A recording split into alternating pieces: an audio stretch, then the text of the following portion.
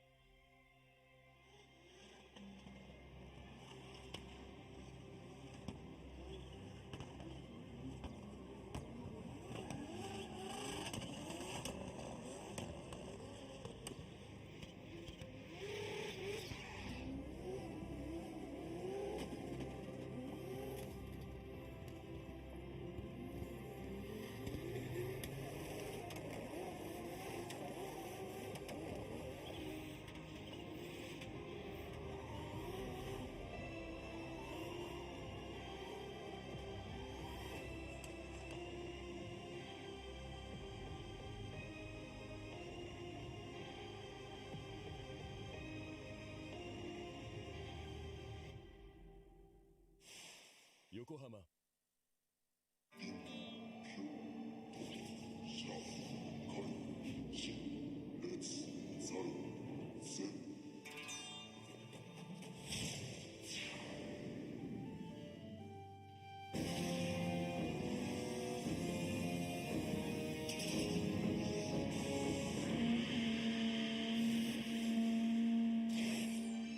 Ultimate lubricant. Mortis.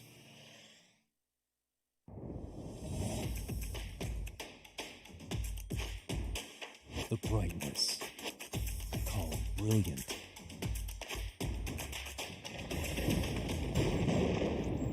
Valentine. What's up, guys? It's Frederick Gaspo, and I use RSR suspension on all my drift cars. I love RSR. Iyo RSR Ichiban.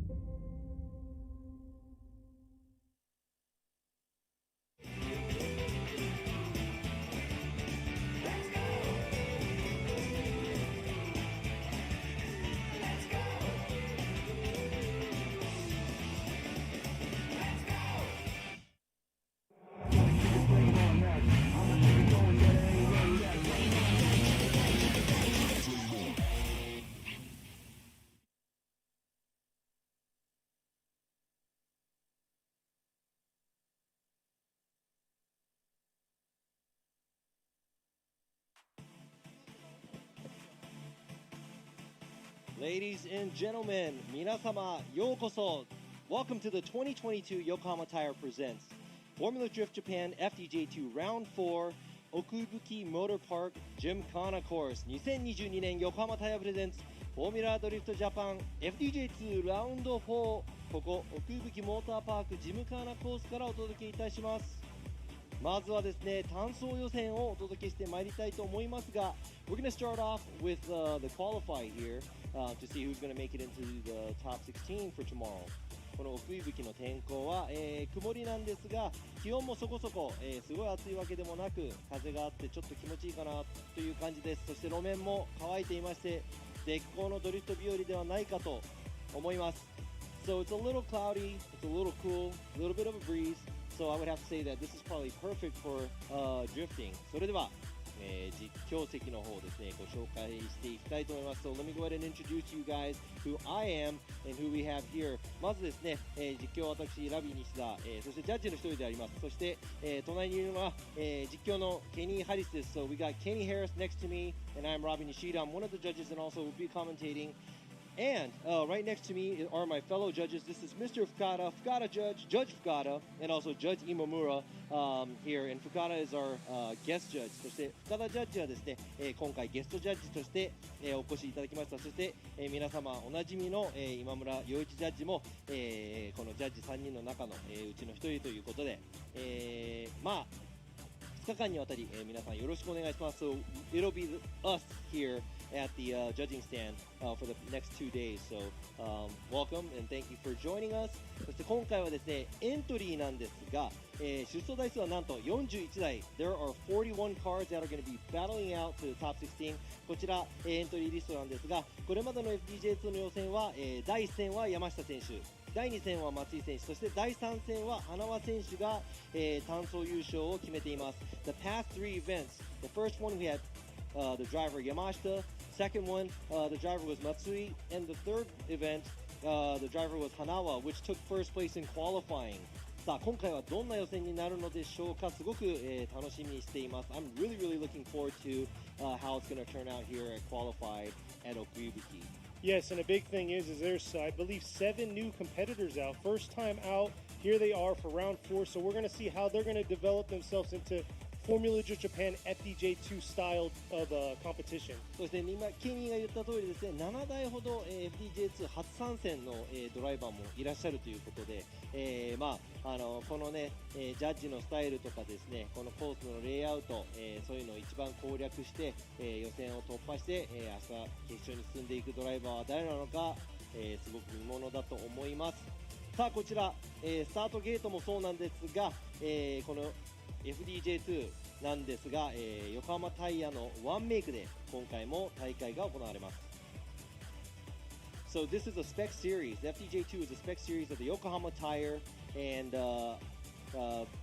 it's been like this for the past few years. でこちらですね、アドバンネオバが、今年フルモデルチェンジをいたしまして AD09 になって、登場しています。このニュータイヤの、使い方も勝敗を握る、鍵となるはずなので、続いて、ドライバーの方もねどうやってこのタイヤをうまく扱えるかっていうのが、見ものだと思います。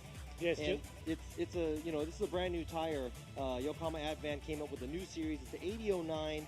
They just introduced this new tire to the world beginning of this year. So it really depends on which driver can actually use this tire as their weapon, see how they can adapt to the track layout and how they can use the tire to their likings. Exactly, and that's what makes it interesting about this series is being a spec tire, and it's all about how they can develop themselves, like you were just saying, to incorporate the tire into their drifting skills itself. そうですね。でケニーも言ってる通り FDJ2 は、ワンメイクタイヤということでこのみんな同じコンディションイコールコンディションで、ドライバーの腕そして車のセットアップなどで、争っていかなきゃいけないっていうねすごく、ちょっと楽しみな、感じなんですが、この後ですねこのコース上の、審査の、ポイントを少しお話しさせていただきたいなと思います。Let me go ahead and go over some of the areas on the track that we're going to be looking at.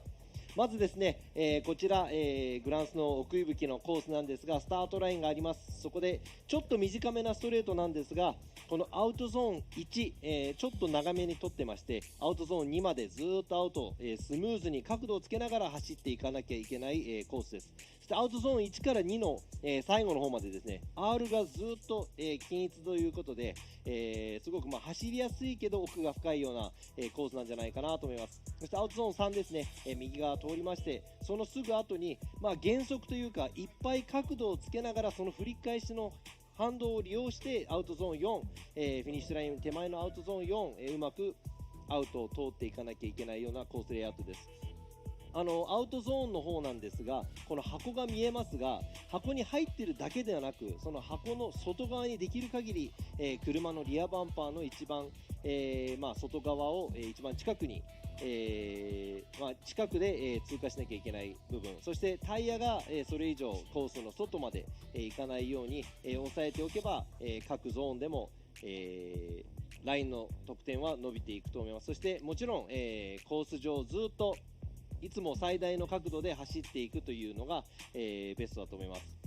こちら、ラインジャッジ、深田ジャッジがラインジャッジで30点、今村ジャッジがアングルで30点、そして私、ラビージャッジが、スタイルで40ポイント、計100ポイントを争っていく、レイアウトとなっています。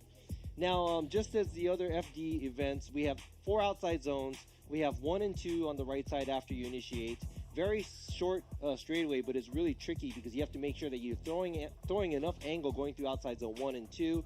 Outside zone 1 to 2, it's the same arc. So it should be easy, but it's going to be very difficult to keep the car on the outside zone. After you pass outside zone 3, after the outside zone 2, you're going to have to make sure that you're throwing a lot of angle, flicking it going towards outside zone 4, or you're going to come short, which is the outside zone 4 is right before the finish line. So you want to make sure that you're filling all the zones, doing the correct things. And, obviously the zones, you probably already know, but the car has to be all the way on the outside. So it's either got to be the bumper on the outside or the tire on the line. To get the full score around the zones as a line judge. And also throughout the track, you have to make sure that, this is a drifting event. You want to make sure that the car is throwing a lot of angle, car is sideways all the time. And that's the big thing, talking about the track. Leaving outer zone 3 and transitioning to outer zone 4, that's been the biggest difficulty part for a lot of these drivers during practice. So we're going to have to see how they're going to develop themselves, what they studied during this lunch period, and now here we are coming into qualifying.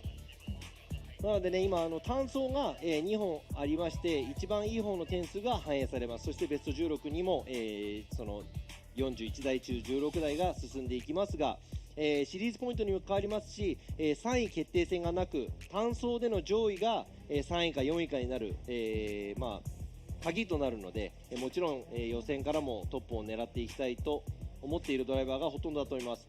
So we have 2 qualifier runs. The better run is going to be the score that we're going to input into who's going to be making it in the top 16. And also you get the series points depending on where you qualify at. And also there is no third place battle. So whoever qualifies higher, being third or fourth, that's a big difference being on the podium or not. So exactly. Qualify is very, very important. But before we get into qualifying, just for you viewers out there, we're doing both Japanese and English on both channels. So if you go to the Formula Drift Japan YouTube channel or the Formula Drift YouTube channel, they're both going to be playing the both same live streams. So they do. Oh, they do. Oh. So you got to go ahead and check those either one out, but you're going to hear both of us on both streams. He's going to be covering it because we are also on the PA system. So we're talking to the crowd that's out here and or the pit crew out there. So he'll be doing a lot of translation of in Japanese, and I'll be trying to chime in whenever I can. But at the same time, he's probably annoyed that I'm talking so much because now he has to go ahead and translate most of it. Exactly. I always tell Kenny to keep it short, so it's easy for me to go back and forth. 今ですね、ケニーからの、説明なんですが、このチャンネルですね、フォーミュラドリフト FDJ2 は、私西田と、ケニーの方でお話しさせていただいてますが、両方ね、日本語と英語世界配信になってますので、日本語と英語でお話ししてますので、ちょっとこんがらがっちゃう部分があるかもしれませんが、PA の方でもね、僕らの声が流れているので、両方の、言葉でお話しさせていただきたいと思っていますので、頑張りましょう、ケニー。僕もね、こんがらがってちょっと頭が爆発するところも楽しみの一つかもしれませんが。So yeah, definitely hands down to Robbie for doing what he's doing. He's definitely busy between judging, translating, and commentating the runs. But looks like we have our first competitor ready to go and at the start line. さあ、もうすぐですね、もう早速なんですが、もうすぐ予選が始まるところなんですが、スタートラインについているのが、チームアヤラインダストリー with Field R Mr. Meister ですね。ゼッケン67番、car number 67, Ayala Ronaldo. Let's see how Ronaldo's going to be doing. This is one of our new competitors coming into FDJ2. さあ、スタートです。 Here he is coming up, having that old school grassroots look, and here he is initiating into outer zone 1. Not too bad coming into the outer zone 1. Is he going to be able to carry it all the way? Not quite deep enough into that outer zone 2 to this outer zone 3. And here's where the difficult part comes in, and he just grazed that last part of outer zone 4, but definitely could work on those other two zones. The outer zone, 2 and 3 is where he kind of struggled getting deep into those zones.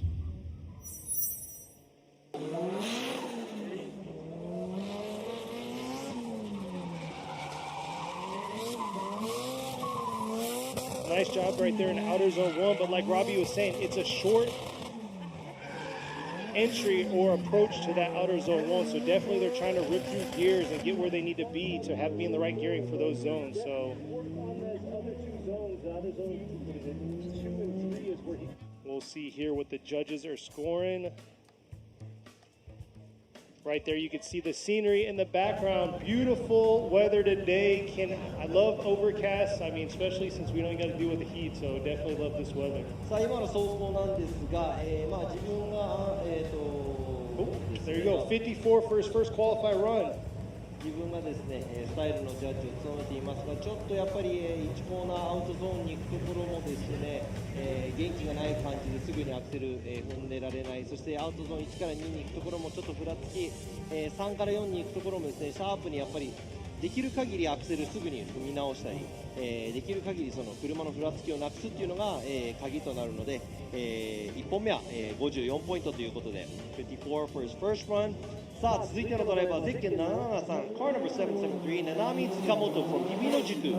Here she is in the JZ82. Look at that real aggressive entry right here in the outer zone 1. Nice job. She's been killing it all through practice. Here she is ripping back around to outer zone 2. Not bad through outer zone 2, catching all of outer zone 3. And here's the transition, that difficult transition, losing a lot of the momentum from outer zone 3 to make it into that zone. But she was able to fill that zone beautifully. さあ、こちら、塚本選手なんですが、結構最初からアクセルも入ってまして、アウトゾーン1、うまくトレースしてきたんではないでしょうか。もうちょっとですね、アウトに寄れる部分は少しありましたが、全体的に強さの走りができたと思います。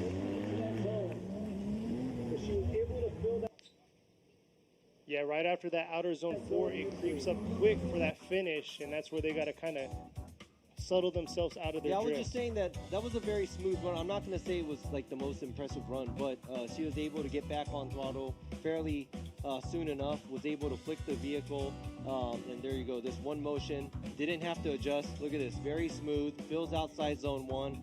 Looks like she's doing a good job on the zones. It looks like she's not as deep in outside zone 2 and 3 as much as 1, but I would have to say very smooth run by Tsukamoto. Oh yeah, that entry was awesome. I mean, like you said, she just came into it full throttle. There it is, 76. 76ポイントです。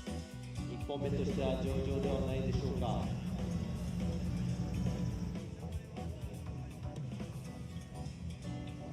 さあ、続いてのドライバー、next driver is car number 3 from URAS Team Kyushu Cusco, driving the ER34 Skyline, Keiichi Nomura.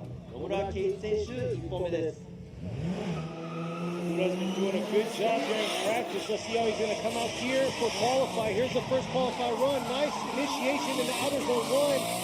Getting that full tire right there through. Bringing it back around. Nice job through outer zone 2 and 3. Nice. And here's a strong finish right here. Nice job manipulating that car throughout that track and filling those zones. こちらの野村選手の走りで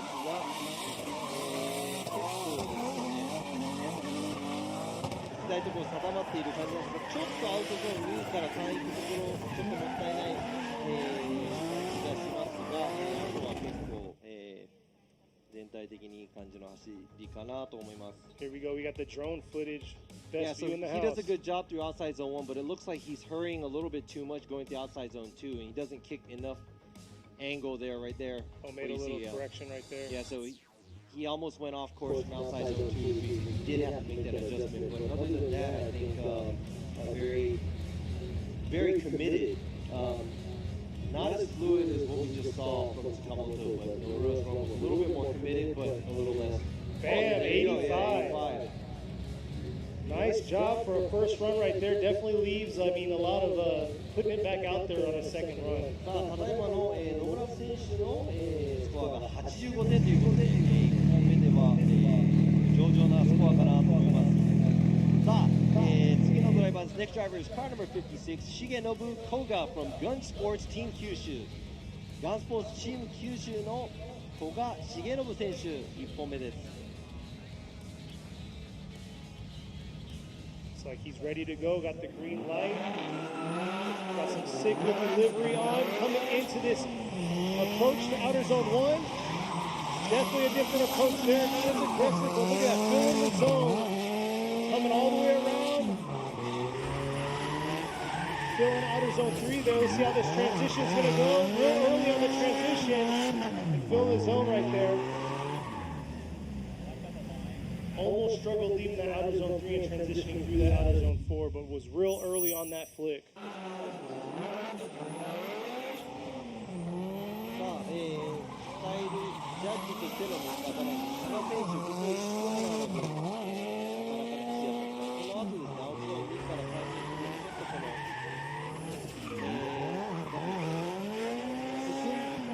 進もうとしてる感というか、ちょっと、様子を見ながら探って、アウトゾーン3から3に入っていくところから、4に入っていくところも少しあった感じがしますが、全体的にスムーズに、走れたので、まずスコア、はい、Boom, 78. さあ78ポイント、やっぱね、70ポイント後半、1本目から取れるとちょっと安心、できるのかなと思いますが、でも、残りね、30何台、どんなスコアを取ってくるか分かりませんが、続いてのドライバー、ゼッケン68番、谷浩一選手、ハイテンション and RYO and Motis。Car number 68, Koichi Tani with high tension, RYO and Motis. First run. See how he comes, coming around. Nice approach here to outer zone 1. Not too bad through outer zone 1. Here he is, ripping back around to outer zone 2. Getting that tire right there. Could have been a little deeper, but right there, nice job. Here he is, holding back, trying to transition over, and just holding on through that outer zone 4. ちょっと3から4に行くところの処理が少しもったいないですが、1から、2に行く部分はすごく元気が良かったんで、逆振りをしなくても結構いい勢いで1個のモーションでアウトゾーン1に、行けたので、そこが綺麗にまとめられたなという感じがします。そしてアウトゾーンも、いい感じで取り組んで、ちょっと若干ストーリー気味かなという部分がある、ところがありますが、なかなかの走りになりでした。So I'd have to say outside zone 1, going to outside zone 1 compared to everybody else, it looks like he flicks, he just does one flick, he doesn't do a manji entry, which is pretty impressive, and he was able to keep it in one motion, flick it hard, make it go into, but there you go, right there. 71. さあ71ポイントです。ちょっとアングルのスコアが低いかなという感じがしますが、全体的に、2本目どうにか、上げられるスコアだと、思います。十分なスコアだと思いますので、2本目頑張ってもらいたいと思います。It looks like he is a little low on the angle and the line. There's a little bit that he can make better for a second one. さあ続いてのドライバーです。Next driver is car number 222, Yuichi Tashima from Sierra Motorsports. 続いてのドライバーはゼッケン222リアモータースポーツの鹿島雄一選手。Rocking the 180 front with the S14 rear. Here he is, coming into outer zone 1. Like Robbie was saying before, different approach there. Not as aggressive coming in, but able to fill that zone. And here's that transition. Just able to get there on that edge of outer zone 4. ちょっとですね、スタイルジャッジとしてはあまり元気がない走り、まずアウト1ですね、アウトに飛び出しそうになっている部分、なんとか修正するためにアクセル、できれなかったそして間で、やっぱりそのストールがあったりとか、ずっとアクセル音を保てないっていう部分で、ちょっとスタイル得点的にはすごい伸びはないと思いますが、ラインのジャッジとアングルのジャッジ足してみて、はい、63点です。田島選手1本目63点。Yeah, like you were just saying, the way he entered, he had to wait to get back on gas at outside zone 1, and in between the other zones, it looks like he wasn't stalling it, but he wasn't quick back on throttle. And it looks like he took away from the angle leaving outer zone 1 to go to outer zone 2. And it looks like a lot of these drivers are doing that, not carrying that hard angle through and making an adjustment right after that zone to get to that outer zone 3. We want to see a lot of throttle, a lot of angle, and just craziness. Yeah, biggest thing is the fluidity throughout that course. さあ続いてのドライバー、ゼッケン32番、村田スターソースグッドタッチレーシング、和也大関和也選手。Ozeki's got an aggressive body kick going on right here. Sharp lines. Here he is. Look at this. Taking a different approach right here. Coming into outer zone 1. Looks like he held back just a little bit, but is that going to... Oh! And unfortunately not able to allow him to get through that outer zone 1 and carry it through. 今のは、大きいミス、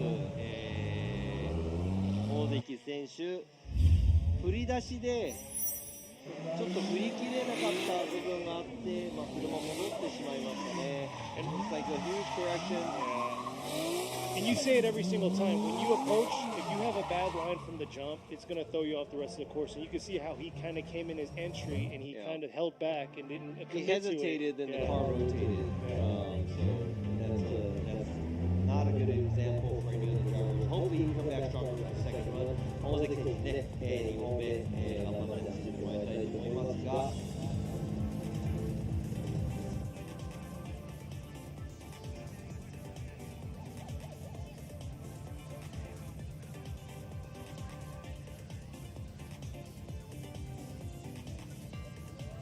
さあ、これちょっとね、テロップの名前が、違っていますので、で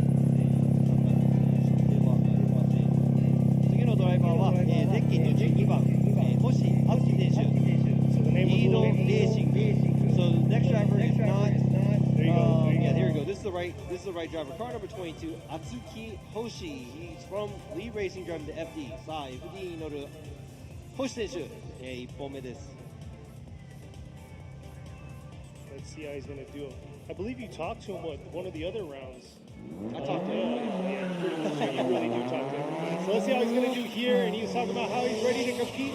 Here he is ripping around the outer zone 1. Nice shot through outer zone 1. Look at that throttle all the way, committing to this outer zone 2 there. Not holding back, no adjustment. There he is right there, coming into outer zone 4. Can he finish strong? Nice shot through outer zone 4. But man, what a way to commit to the track. You can't forget that the fourth outer zone has 10 points in line. I know. ちょっとですね、ここで全体的に流れは良かったんですけど、ここでちょっと、修正が入りまして、その後ですね、すごく元気よく見切れたところなんですが、一つだけ皆さん忘れちゃいけないのが、アウトゾーン4はラインでも10点満点中、なので、アウトゾーン4はきっちり取らないと、ちょっとスコアに響いてきちゃうんじゃないかなという、ところですね。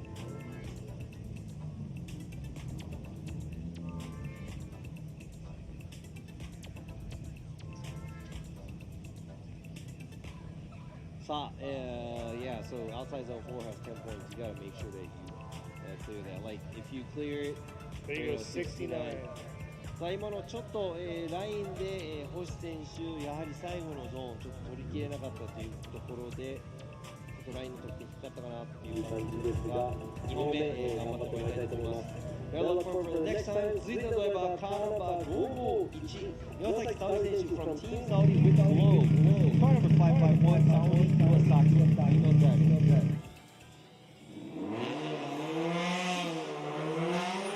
He is ready to rip, coming up to outer zone 1. Nice early entry right there to outer zone. Oh! Just able to hold on there. Whew. 残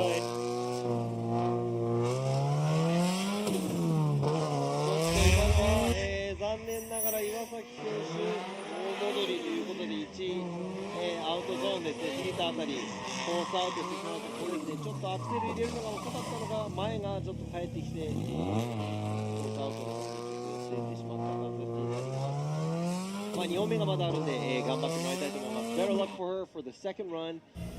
This is, the best run out of the two. So 2本のうちのいいスコアが、ベスト10されるので頑張ってもらいたいと思います。さあ続いて、スタートラインにもついているのがゼッケン72番、西崎智春選手、金松 Thunderbird、ゼッケンcar number 772 Tomoharu Nishizaki from 金松 Thunderbird.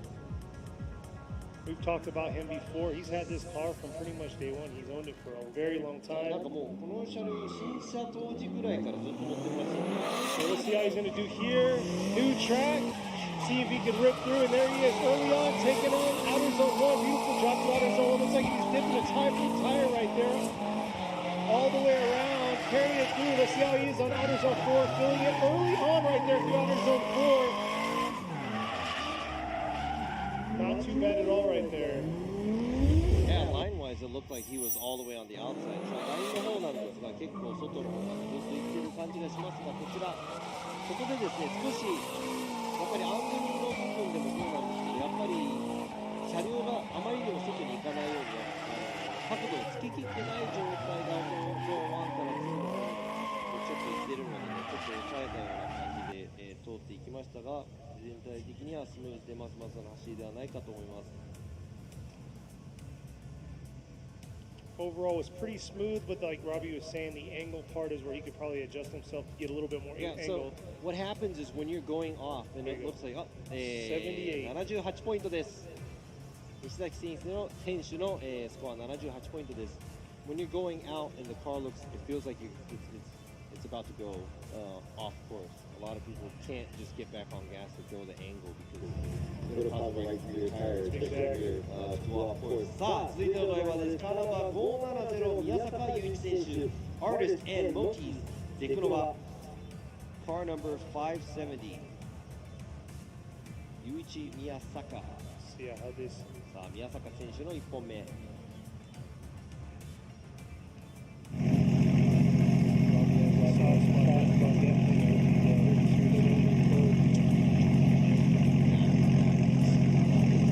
If you don't get it, he gets away from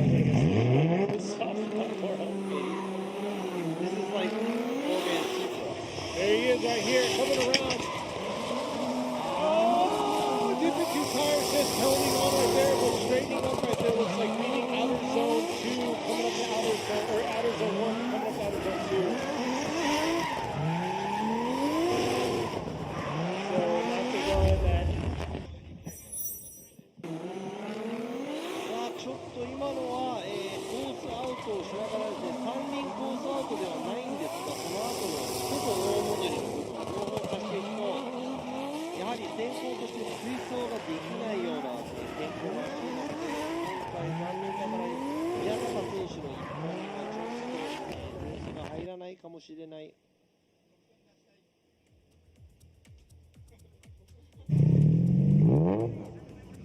ですね、1本目は残念ながら0点、宮坂選手2本目、なんとかコース内でね、戻りがないように走っていただきたいと思います。Yeah, so that was an unchaseable lead pretty much, so we got an incomplete on. Hopefully you can do a better job for second run. さあ、続いてのドライバー、ゼッケン82番、糸山周平選手、Makeup Garage B2, car number 82, 周平糸山。First run. Gnarly looking body kit right here. Here he is coming into this outer zone 1. Oh, real early right there. Carrying it through. Look at that. Early in the outer zone 1. And carrying all the way through. Riding that line. Coming around to outer zone 2. Beautiful job. Look at that. Beautiful angle. Leaving outer zone 3. And here it is. Real early. Oh, just holding on. Maybe a little bit too much there entering the outer zone 4. いやちょっとですね、今最後の方アウトゾーン4に寄っていくところでちょっとストール気味になってしまったところがちょっともったいないかなと思いますが、アウトゾーン1、振り出してから、アクセルの回が速い、長い、そしてずっとアウトを打っている、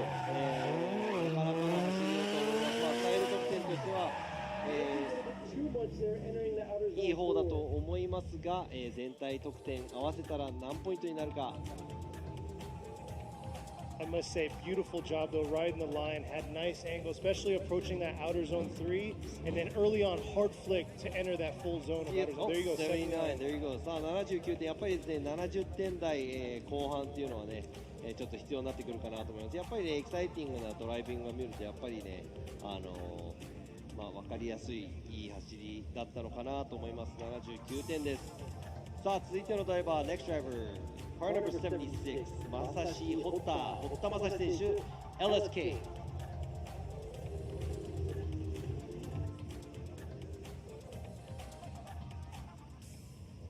Looks like Hotta's ready to go. Leaving the chicane now, coming up and approaching the 3-2-1. Oh, not able to get that outer zone 1. Let's see if he can collect these other 3 zones. Not too bad through outer zone 2. Here he is. Little shallow into outer zone 3 and not able to make it all the way out to that outer zone 4, which is really going to affect his scores from outer zone 1 and 4, not being able to make it to those zones. さあ、今回、本田選手、アウトゾーン1まで届かないんですが、ここでも修正が入って、ちょっとこれは水分が多い走り、そしてね、元気もあんまりないような走りなので、どのくらいかなと思いますが、アウトゾーン1もね、できってない、アウトゾーン4の方も、外に行ききってない感じがしますが、全体的に合わせて何ポイントになるか。He totally missed outside zone 1 and also outside zone 4, which is 20 points right there, just on line. And also there's a lot of adjustments, very shallow on the angle, so yeah, it's not going to be a good score. 42ポイントです。残念ながら1本目42ポイント。堀田選手2本目に期待したいと思います。Looking forward to the second run. Hopefully he can make it through. さあ、続いてのドライバーです。Next driver、ゼッケン290、阿波野如月選手。This is Kisaragi Awano with the Rocket Bunny Racing JZX100 Cresta。ちょっとですね、ですよね。写真の方は、高田選手になっていますが、So it's not 違いますね。 Takata. 高田選手ではなく、次のドライバーは、阿波野選手。ですね、高田選手は、ちょっと今回走行できなかったということで、順番繰り上げになっていまして、青野選手になります。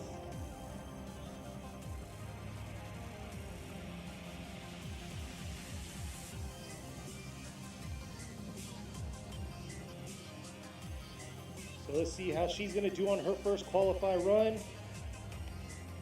And the Rocket Bunny Racing JZX100 Cresta. You don't see too many Crestas compete. Yeah, I know, it's just pretty cool to see. Even though it's a JZX100. Here she is coming in real aggressive into this outer zone 1. Nice job early on in the outer zone 1. See if she can carry some angle through.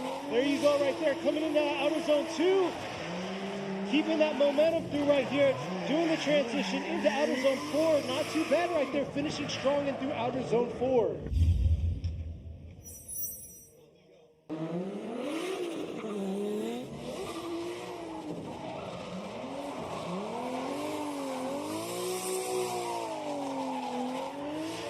So very smooth, fluid run by Awano.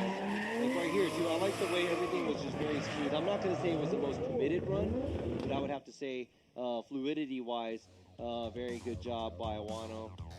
You can see right here the replay. Look at that. Riding the line all the way around. It looks like she's probably going to tire out right there. ちょっと一本出たかなぐらいなんですが、ここの処理がね、アウトゾーン3から4っていうところがすごく、スムーズだと思います。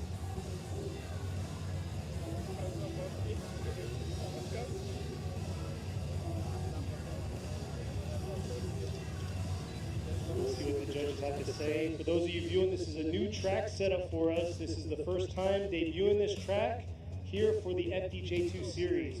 そうですね、今回このコース、奥行きではもちろん FDJ、何回も、やっていますが、この FDJ2 をね、新しく作ったコース、ちょっと短めなんですが、結構テクニカルで、練習中も各ドライバーちょっと苦戦してた、ところ見られますが、スコアもなかなか伸びてきているので、皆さん攻略できているんじゃないかなと思います。さあ、79. 青野選手、1本目79ポイントです。It's a 79 by Awano. That's a fairly good score. I would have to say being in the late 70s for your first run is going to actually put you in a more of a comfortable spot, I guess. Are you biased because you were born in the 70s? Yeah, 77. Well, here we are. Our next competitor is up and ready to go. さあ、続いてのドライバーでゼッケン1番白崎飛鳥選手、こちらも女性ドライバー。Next driver is car number 1 Asuka Shirosaki from STF and Nextstream.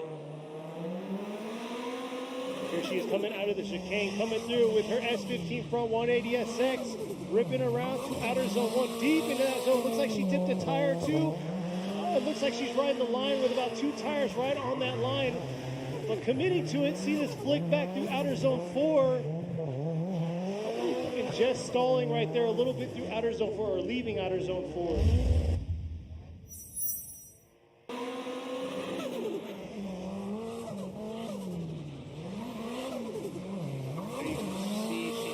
About a tire or 2 right there and just roading with about a tire out. But definitely had commitment, but had to make a huge adjustment here.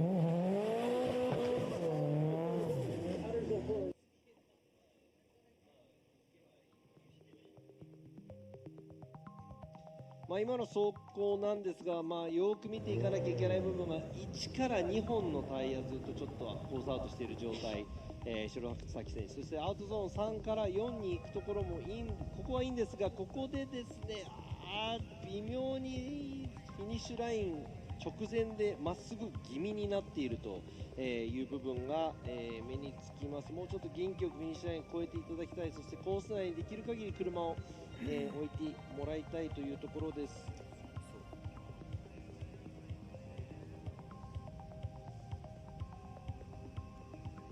さあ、も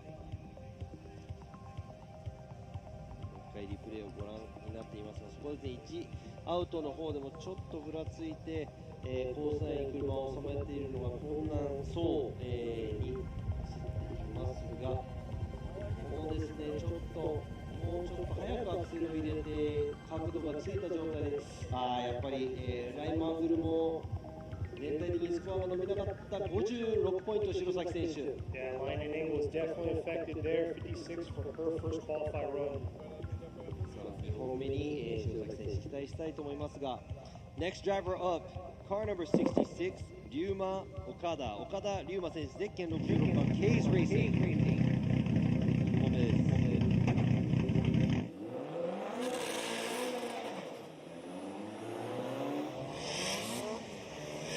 Coming around into outer zone 1 here. Not too bad. Definitely dipping a tire, looks like, throughout that zone and ripping back around, trying to catch himself to outer zone 3. Is he going to be able to make it up right here?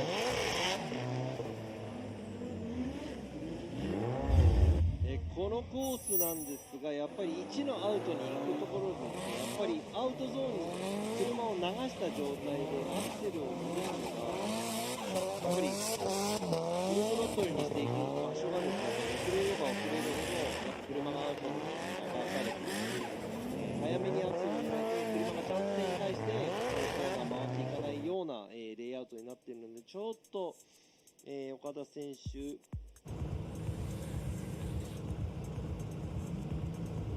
フラフラもしながらですね、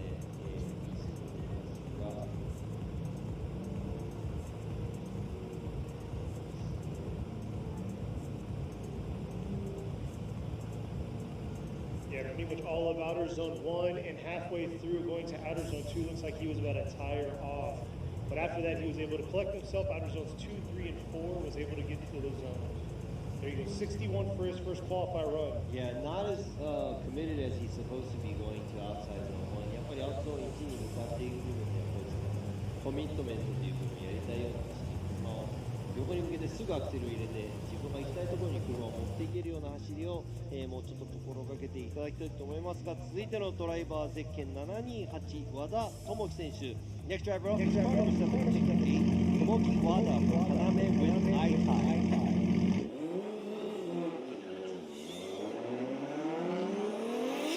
Wada's going to do here. Had a fresh build last round, Let's see how he's going to do. Looks like he just missed a little bit of outer zone 1. Not able to get all the way out to outer zones 2 and 3. Yeah, just struggling to get to those zones, just fill the zone.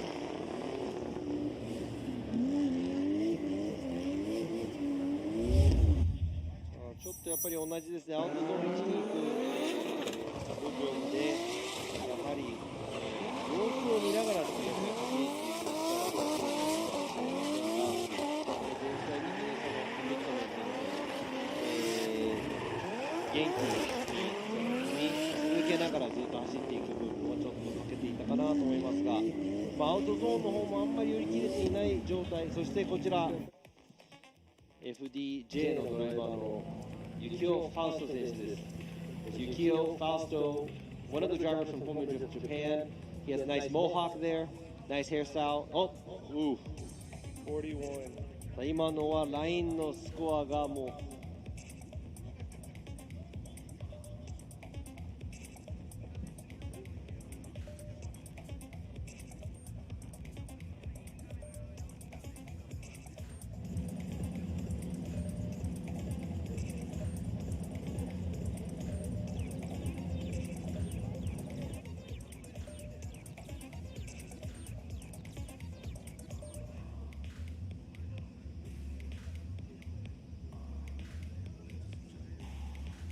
Judges are ensuring that these scores are put in right. Talking it through. Looks like we got our next competitor ready to go at the line. Oh, I'm sorry, here we go. すいません。続いてのドライバーです。ゼッケン219、杉田秀彦選手。Next driver is car number 219、秀彦杉田 from Worker。さあ、レアな、なかなか大会であまり見ない C33 ローレルです。Car that's kind of rare to be in a competition, but very cool car. Yeah. Very cool car, C33 coming out, still rocking the RB. Here he is, coming into this outer zone 1. Real deep into that zone. Looks like he took a little bit away from his angle there in the outer zone 1. And kind of struggling to keep that fluidity throughout that portion of the track. Let's see how he's going to transition here through outer zone 1. Oh, it looks like he didn't drop the gear to get ripped through outer zone 4. Not ideal at all.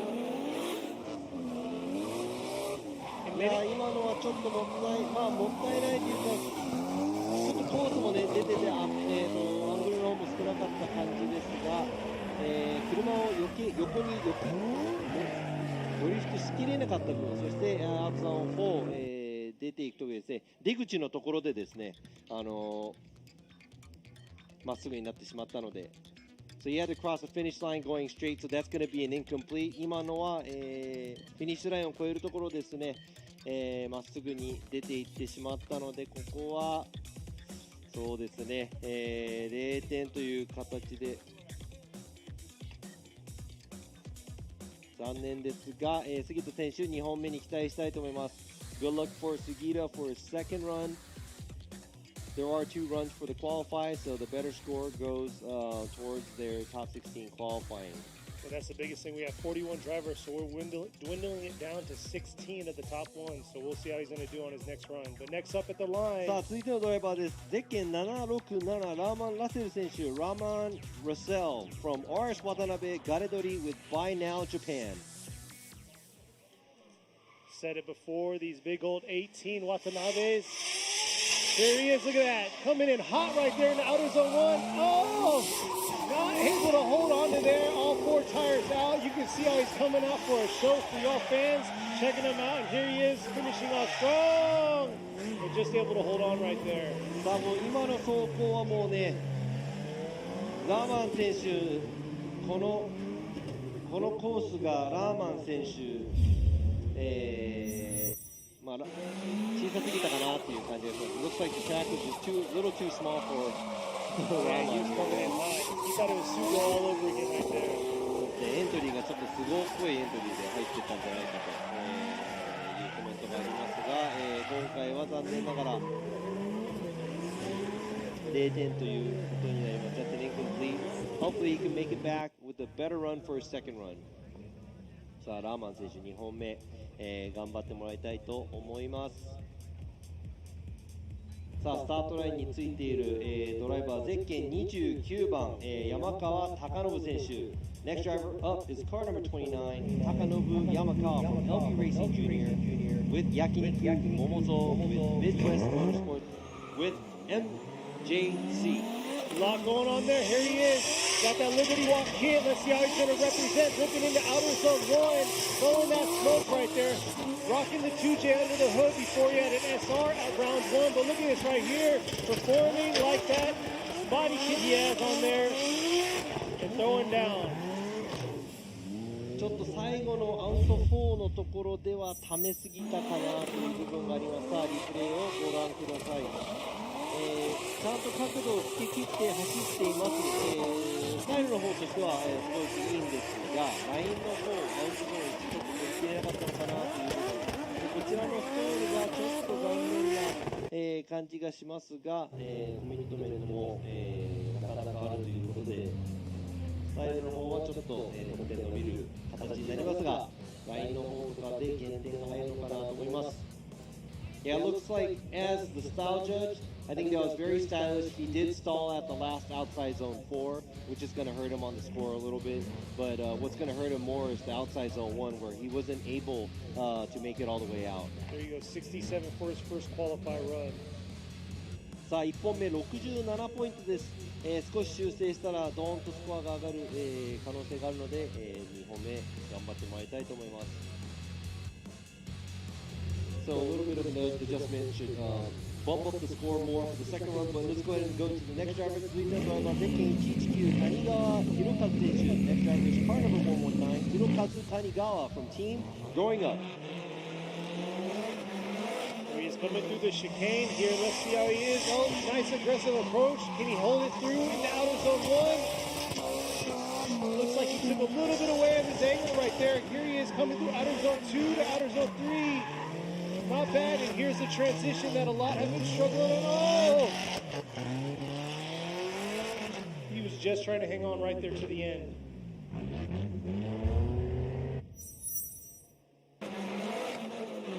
さあ全体的にですね、アウトゾーン4の方でも少し、ち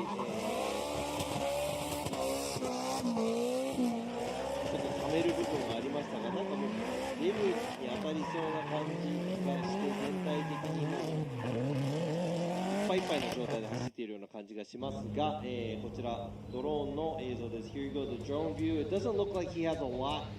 There's a lot of commitment there, but it looks like he's maxing out the car. Where he's almost running the rev limiter there. A little bit of adjustment of the angle. And right here, a big stall at the outside zone 4, almost going off track. 少し、アングルの修正も、見られている部分がありますが、全体で何点になるのか。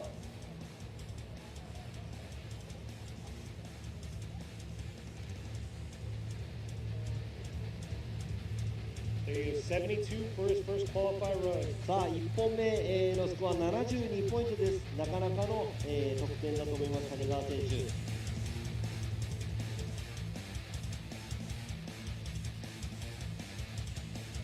さあ続いてのドライバーです。ゼッケン2番です。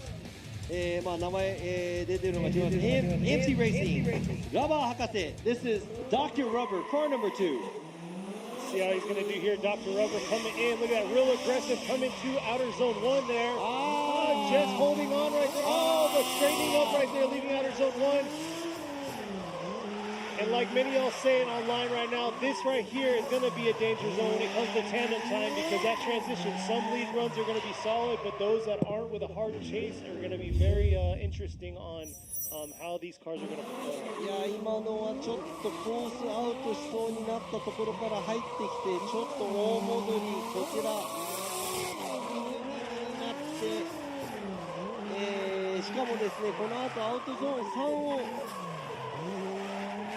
出ていくところですね、振り返すというか、すごくスローモーションな感じで振り返していきましたが、ちょっとですね、こちらは、アウトゾーン1から2に行くところですね、やはり、結構な戻りだったので、先行をね、後追いができるような走りができない先行というのもね、0点になってしまうので、今回残念ながらドクターラバー博士は、0点となってしまいました。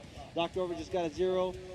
pretty much almost, he was pretty much straightened from outside zone 1 to 2, and also the way he was going from outside zone 3 to 4, there was a little bit of wonky line where he didn't put the car. So we took both that, added together, and that's going to be a chase lead for the chase driver. So he got it quickly. Yeah, there you go. But yeah, we got the track workers, so we're working with chalk this time, so that's why they're doing a little quick fix for the track. We're about halfway through our first run of qualifying. さあ、ただいまですね、半分を少し過ぎたところでしょうか、予選の走り、今、チョークをですね、コース上、皆さんに聞いてもらっていますが、ご苦労様です。そしてお越しの、見に来ていただいている方々も、来ていただいてね、本当にドライバーの方も多分皆さんにいい走りを見たいと思っていると思います。Pretty sure that the drivers want to show off their skills. We do have some spectators in here today, even though it's qualified. We got to thank the the track worker guys. They're laying down the chalk to keep the track fresh. Look at ice. We don't want ice, so. Yeah, exactly. No, but yes, it is beautiful weather out here. Thanks to the track workers. Thanks for the Okuibuki for hosting this. The motor park. I mean, this place does multiple things. Gymkhana. They do mountain biking. They do car shows out here. Concerts, music festivals. They do all sorts of things out here. So definitely a nice venue and beautiful scenery. いや本当ですね、こういう、こちらの、奥井吹、モーターパークということで、こちらジムカーナとか、このドリフトイベントだったりいろんなイベントをしています。そして、マウンテンバイクとかカーショーとかコンサートとか、やってますが、その他にもちろんですね、スキーパークとして、冬の時間帯は、スキーとかスノーボードなど、楽しみに、皆さん来れるのでね、年間通して、楽しめる、場所ということで、近年大人気ですね。よくドリフトでも、奥井吹モーターパークの話をちらほら、聞くようになっているので、そして今週末は FDJ2、そして来週末はホームヤードリフトジャパン、のラウンドも、このコースではない場所で、行いますので、皆さんまたその時も、ライブストリームをご覧になったり、足を運んで見に来ていただきたいと思います。And just like Robbie just said, so this is FDJ2, and next week we will have the Pro Series of Formula Drift Japan, and it's not going to be this course. It's going to be the original course we have here at Okuibuki, but it's been tweaked a little. So a little bit of suspense there. そうなんですね。奥井吹のコース、FDJ ホームヤードリフトジャパンのコースなんですが、そちらも少しだけ、変更してちょっと面白くなるんじゃないかなと思いますので、皆さん来て期待してもらいたいと思います。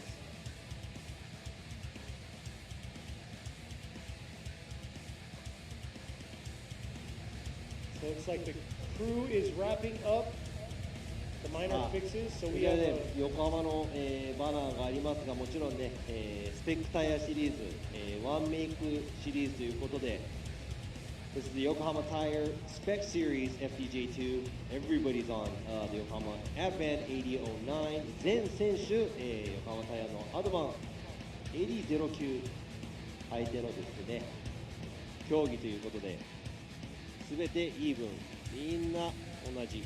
あとは腕と車の作りの勝負。Everybody's on the same grip level, same tires. It's all up to the driver's skill and the car builds.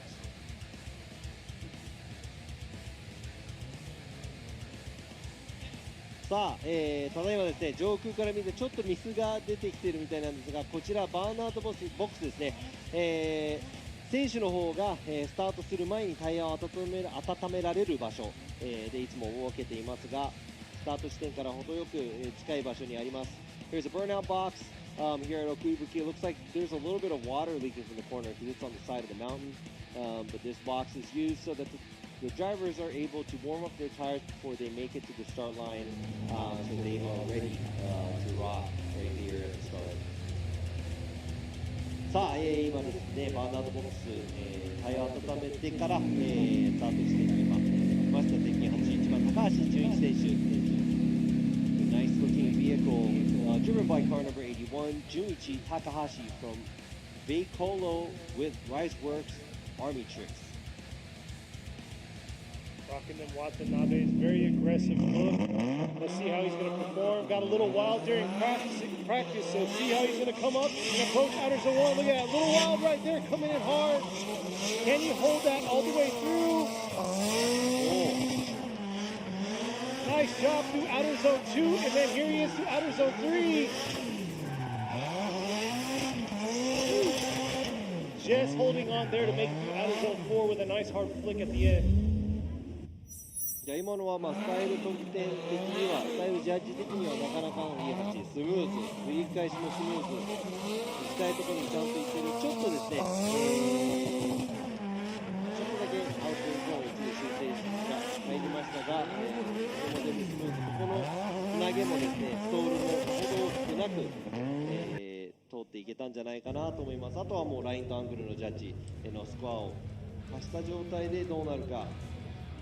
Very fluid and committed driving by Takahashi, as you can see. I like the way he flicks the car, takes it to where he wants it to, gets back right on throttle.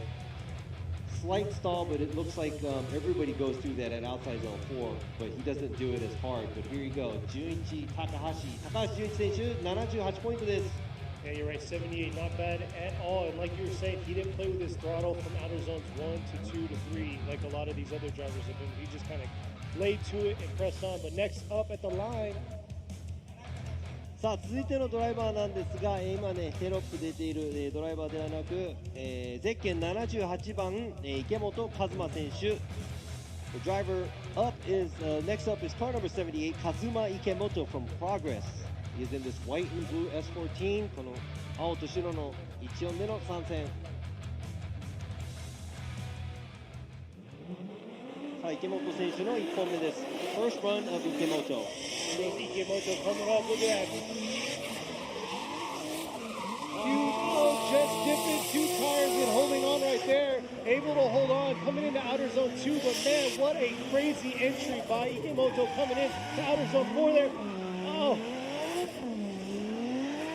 Just unable to hang on, leaving that outer zone 3 and came a little too hot to that outer zone 4. 今の最初の方からちょっとリズムが狂ってしまった。このですね、振り出しはなんとかかっこよかったんですが、飛び出すぎた、部分、まあ2月なんですが、その後ですね、フィニッシュラインの方でアウトゾーン4を過ぎたあたり、ここでもう車が、進む余力がなくなって戻ってしまったということで、1本目は残念ながら0点になると思います。3本目のタイヤがもうオンライン、そしてアウトゾーン2も寄り切れず、アウトゾーン3も微妙に最後の方入ったところで、ここですね。いやー、1本目残念ですが、2本目ですね、調整をしていただいて、今の進入でかっこいい走りができると思いますので、2本目頑張ってもらいたいと思います。Looking forward to the second run because his entry was pretty cool. Oh yeah, he was very aggressive on his entry. さあ続いてのドライバー、ゼッケン48番、北芝智之選手。The next driver up is car number 48, Tomoyuki Kitashiba in the OSP Gaiken Sunoko. Beginning. さあ、新車の86です。Coming along. Real early in the outer zone 1 there. Not too bad. Looks like he struggled a little bit there. Made an adjustment through that outer zone 2. But coming real early in that outer zone 4. Not bad through outer zone 4 right there. Real early approaching outer zone 4. まあスムーズはスムーズなんですが、ちょっと北芝選手、やはりこの角度も、アクセルも全体的に、回路も少ないので、やっぱり合わせながらコースをうまく走る。まあ1本目なのでね、もしかしたらラインをなんとか、重視して走っているところがあるかもしれませんが、スタイルの的には、すごい伸びる、こともないので、こちら73点になります。For the first qualifier Yeah, run. I'd have to say not much commitment. He's not on throttle, not a whole lot of angle through outside zone 1, and that's pretty much one of the important parts of this track. But you know, he does have a score on the board. まあ得点が入ったのでね、2本目期待したいと思います。続いてのドライバー、ゼッケン20番、南正幸選手。Next driver up is car number 20, Masayuki Minami from Team Team YNJ. Let's see how Minami's going to do. Here he is, coming real aggressive. Many of the drivers are catching on with the aggressive approach to outer zone 1, and there he is, gripping, holding on, just maxing this car out. I know he said he struggled a little bit with the power, but looks like he's not struggling too bad through outer zones 2 and 3 there. さあまた、ちょっとですね、先ほどのひたすら選手とは違う感じなんですが、ブルーズさんもすごくスムーズな走りと言えない、その角度のやっぱり1から2に行くところで減らしてまた増やさなきゃいけない部分、そしてこちらのスロールが少しアウトゾーン4なのでも、うまく処理できれなかったかなという、部分があります、南選手。さあ、ドローンでの映像です。I'd have to say the same, a little different from what we saw with Kitashiba, but Minami, a lot of angle changing from outside zone 1 to 2. It looks like he was darting to outside zone 2 and then in the stall from outside zone 3 to 4. 75 points. さあ、70、南選手75点です。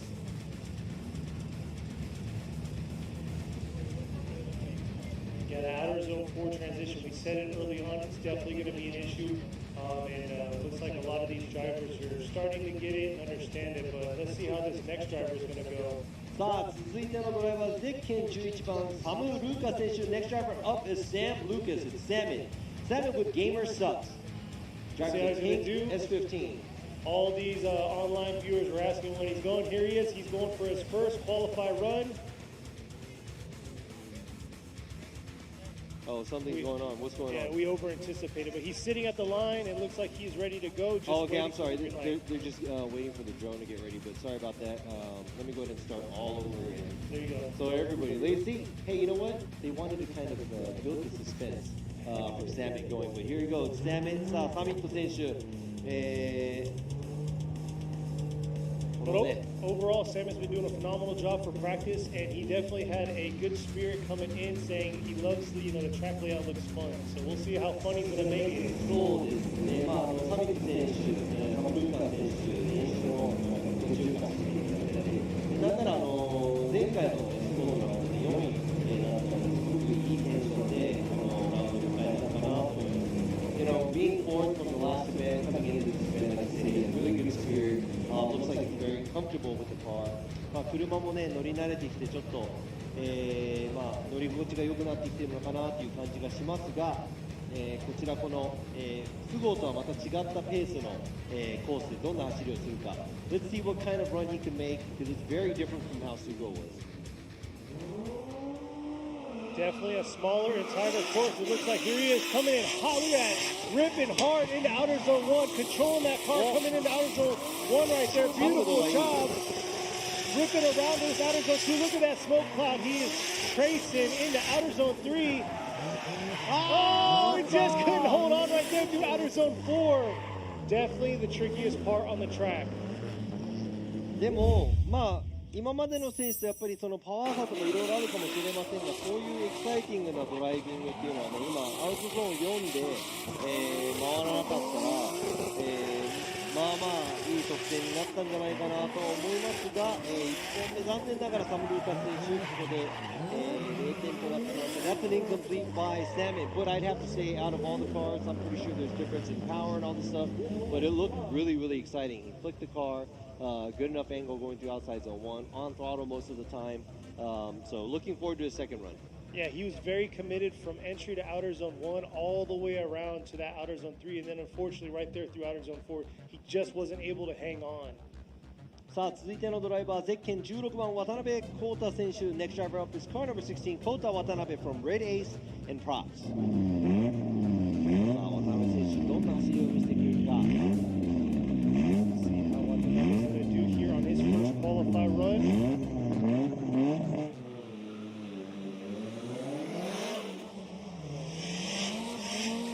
Nice job, a little less subtle there through outer zone 1. Holding back just a little bit through that entry to outer zone 1, and there he is finishing up real strong here through that outer zone 3. Ooh, but making a huge stall right there, approaching that outer zone 4.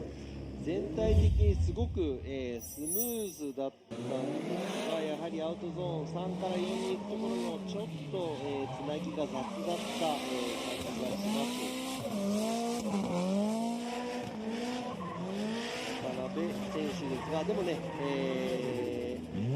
スムーズだったっていうのは明らかに、評価が高いので、どんな得点が全体的に入るか見ていきたいと思いますが、こちら、ドローンの映像が今流れています。Here's the bird's eye view from the drone. I would have to say, I'm not going to say his transition from outside zone 3 to 4 was the best, and there was a slight stall there, which is going to hurt him on the commitment point of what I'm scoring right here, the style. But I'd have to say the fluidity part of it, very smooth overall. So looking to see what he is going to get. There you go, 79 points, 79ポイントです。Not bad for a first qualifier run right there.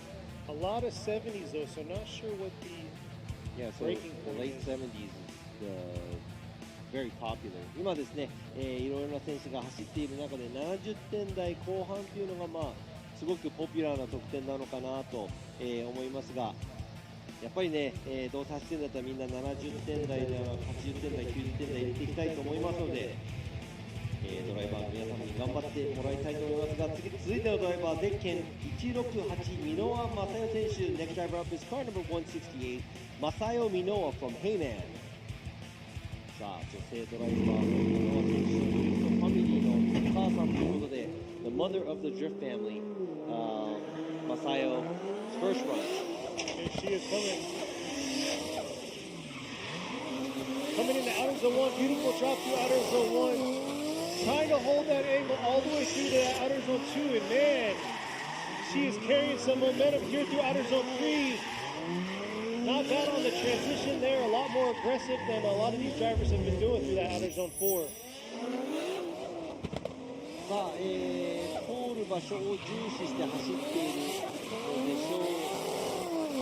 箕輪選手、全体的にスムーズな走り、とてもスムーズな走り、ここで少しですね、アウトゾーン3、タイヤが出そうになって着した部分が、スムーズさをちょっ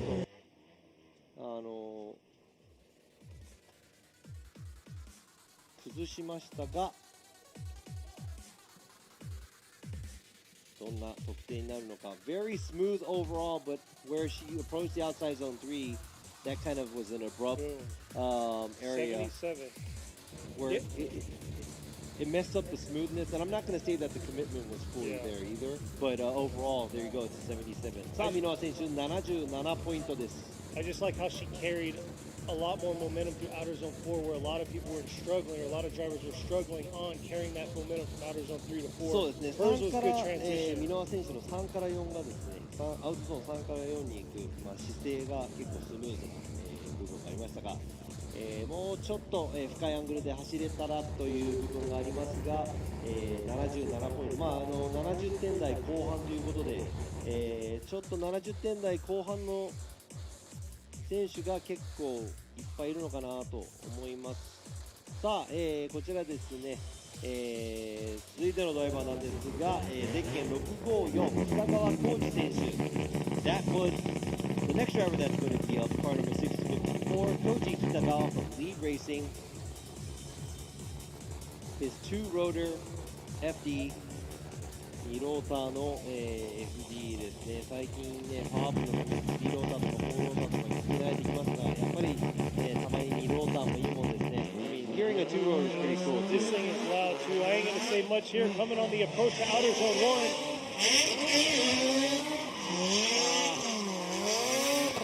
Just a little bit late there and dipping 2 tires, leaving outer zone 2.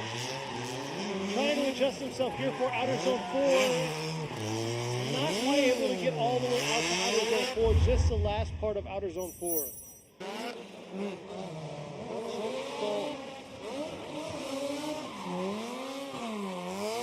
全体的に、持っていきたい部分を持っていけない感じがしました北川選手ですね。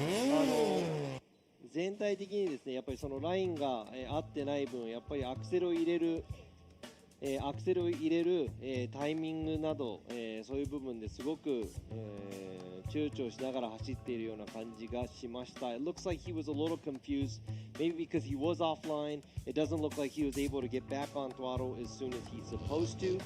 Got a 58 for his first qualifier run.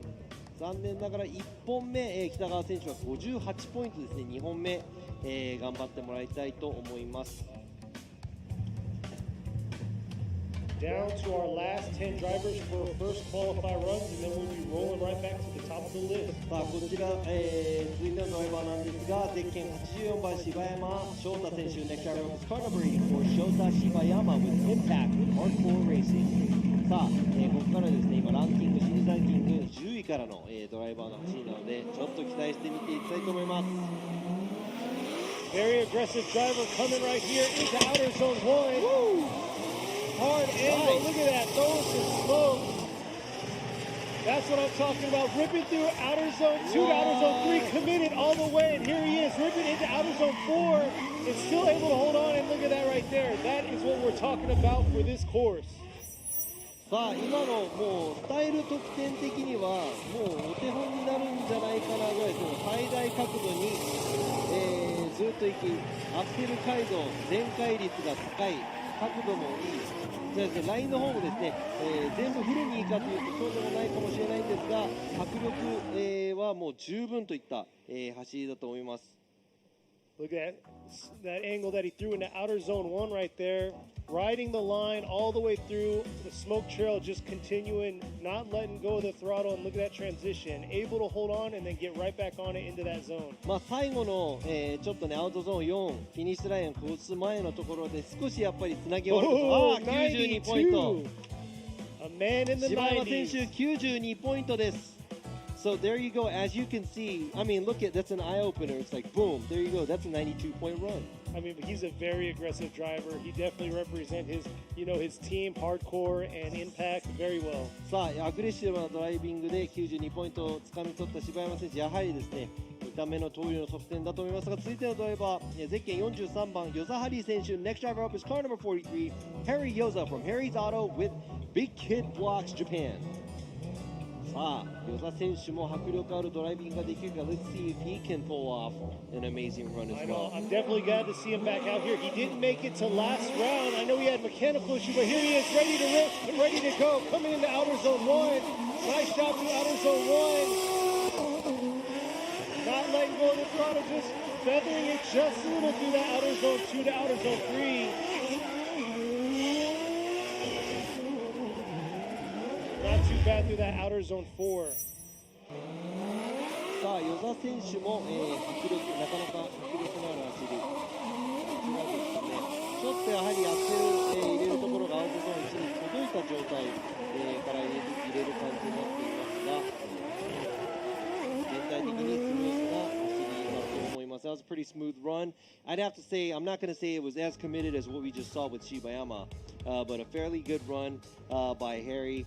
Yoza, a lot of the drivers, like I said, if they don't flick the car hard enough, it's really hard to get back on gases earlier at outside zone 1. They have to kind of wait for the car to settle, then they get back on gas. So, there you go, 79. さあ、今の走り、与座選手79ポイントです。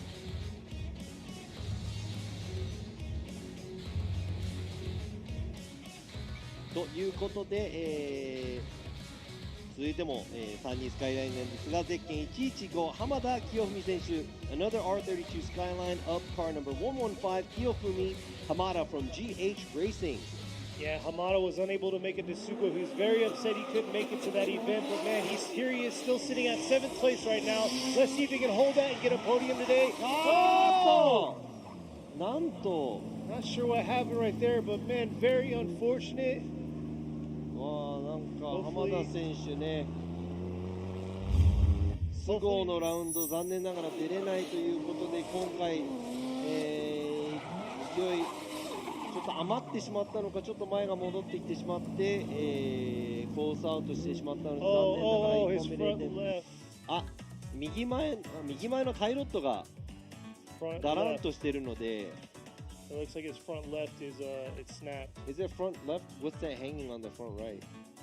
Could be both. I don't know, but I know he just tried. Oh no, he turned it. See, the left is there. Okay. It's the front right, I think. 今のね、右前のタイロットがダラーンとなってたっぽいから、ちょっとタイロットがだから車がああいう状態になってしまったんで残念。Man, that's why the car went out, you know, because the front right looks like he lost a tie rod or something because I saw it hanging from the bottom of the car. So unfortunate for Hamada. さあ今ですね、浜田選手の、ちょっと車両トラブルが起こってしまったので今、ですね、はい、今ですね、ちょっと、車両を、引き上げる最中、ちょっと皆さんですね、エントリー台数が増えているので FDJ2、ここでね気になるニューエントリーカーと、ドライバーをちょっと見ていきたいなと思います。I want to go ahead and check out some of the new drivers in the entrance that we have because we do have a lot of drivers this round. So let's go ahead and check that out on this video. さあ気になるマシンとドライバーがいたのでちょっとお話聞きたいと思います。お名前そしてマシン使用馬力など教えてください。はい、昼は暴れん坊、夜は甘えん坊、ノブケンジュニアケイちゃんです。よろしくお願いします。はい、僕のマシンはこちらの ER34 スカイラインクーペですね。エンジンは 2J が乗ってます。なんで、FDJ2 に出ようかなと思ったんですか？新しい挑戦をしたくて足を運びました。よろしくお願いします。新しい挑戦って本当にいいと思うんですけど、やっぱりこのワンメイクでこのアドバン、AD09 を発火して、はい、どんな感じですか、感触は？今ですね、初めて1本走ったんですけど、縦横のバランスも良くて非常に扱いやすかったです。じゃあ今後のちょっと意気込みを教えてください。今後の意気込み、とりあえず今回この初参戦なんですけど4回優勝します。さあ皆さん、野村選手が優勝できることを見届けていきましょう。頑張ってください。よろしくお願いします。Alright, so that was a quick interview with Keiichi Nomura, car number 3, and he is driving his R34 Skyline with the 2JZ in it, and he is one of the newer drivers that are in the series, and he said he's looking forward to winning the rest of the rounds. We'll talk about the tires and why he came into the series. He said, you know, the tire is well balanced, he was able to adapt to it right away. He's also coming into the series, he said it's new, or he wanted to challenge something new. He wanted to do something new, so he came into the series. It's his first time. I'm pretty sure that he's going to do well, and gotta wish him good luck. He already did run, and he got an 80 something. Yeah, definitely beautiful car, beautiful build. I mean, phenomenal looking car. So we'll see how he's going to do for his second qualifying run. You said he was like before 85 is what he got on his first qualifying run. 1本目でね、野村選手85点を取ってるのでね、この新しいシリーズで新しいことがやりたいということで、来ましたが、車両もすごく綺麗で、かっこいい車 R34 のクーペなんですが、やはりね、この AD09 を発火して乗りやすいという部分が、ほとんどのドライバーからそういうお話聞いているんでね、素晴らしいタイヤなんじゃないかなと思いますが、こちら、コースをピットの方にちょっと牽引されて戻っていく浜田選手。So we just saw R34, just saw the R34 leave, and look who's up next. で今ね、画像には R34 クーペが出まして、R32 クーペがレッカーして出ていったところで、今度は、スタートラインには R33 のクーペ、ゼッケン220の石塚真一選手、Car number 220 Shinichi Ishizuka and his R33 Auto Garage S.So that's 3 different generations that you saw all in like 2 minutes.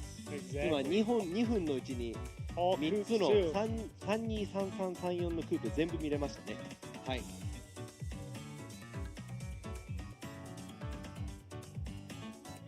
さあ、石塚選手はとてもスムーズな走り、が特徴といったところでしょうか。今回どんな走りを見せてくれるか。He's a very smooth driver, so let's see what he's going to show us here. Nice job entering into outer zone 1. Here he is, carrying it through that outer zone 2. And we've talked about it before. That's pretty much full stock on the inside of that car. Nice job there. And here he is, just holding on right there through outer zone 4. Nice fluidity throughout that track. Yeah, I'm not going to say there was a whole lot of commitment, but that was very smooth. And just as the way, that's his style of driving. It doesn't show, how can I say it? You could watch him and you're not going to think that he's going to go off course because he's very smooth and it looks like he's going to keep it within the track. ですね、コミットメントとして、飛び出ちゃうんじゃないかという心配性がないぐらい、スムーズな走りをする、石塚選手、コース内に全て車両を収めているみたいなんですが、ゾーンもアウトの方をできる限りとって、この振り返しの部分でもすごくスムーズ、な走りをしています。さあ、84ポイントです。石塚選手84ポイント、さすがね、スムーズな走りをして1本目84、結構安心できるスコアなんじゃないでしょうか。So I'd have to say that's a fairly good score to get on your first run and keep yourself, It's definitely safe, Happy, but I yeah. know he's going to come out next time with some flair. さあ続いてのドライバー、スタート地点にもいます。カーナンバー870、花輪明宏選手、カーナンバー870、明宏花輪 with Wise Factory Eternal with Speed Master。さあ、花輪選手も、かなりアグレッシブなドライバーなので、1本目どんな走りを見せてくれるか。Coming through the chicane, coming into this 3-2-1. Oh, just able to hold on right there, having 3 tires dip through outer zone 1. Here he is trying to collect himself, change the line that he has throughout the course.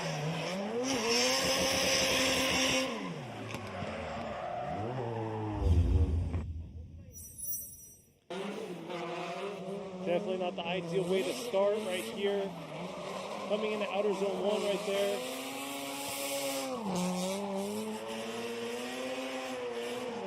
Like the judges are making sure, watching to see how many tires he's dipped out there. Looks like he rode the line on that 3rd tire. さあこちら、花輪選手なんですが、やはりここですね、アウトに飛び出過ぎてしまった部分があります。こちらドローンの映像で見ていてもですね、ちょっと出過ぎ、そしてここでもストール、全体的にちょっとまたですね、先行走ると、後追いが困ってしまうような走りをしてしまった、花輪選手、今回残念ながら0点です。That's an incomplete. That was pretty much 3 tires off, and also the stall at the outside zone 4. That's gonna be an unchaseable lead when your car is going off course that much. And also, even if we scored it, it's not going to be that high because he was pretty much driving the outside line, way on the outside with 2 tires off. さあ続いてのドライバー、ゼケン620平岡秀夫選手。秀夫平岡 with Team HRK Rapid. So coming around to outer zone 2, not too bad through outer zone 1 there. Catching some momentum through outer zone 2, riding that line through outer zone 3. And here is the transition that's making every driver stuck. Just able to make it through that outer zone 4. さあこちら平岡選手の、ドライビングのスムーズな、走りですね。そしてアクセルサイドもなかなかといったところ、そしてこのアウト3から4に行くところもスムーズなんですが、ちょっとですね最後の方、アウトの方ちょっと寄りすぎている部分があると思いますが、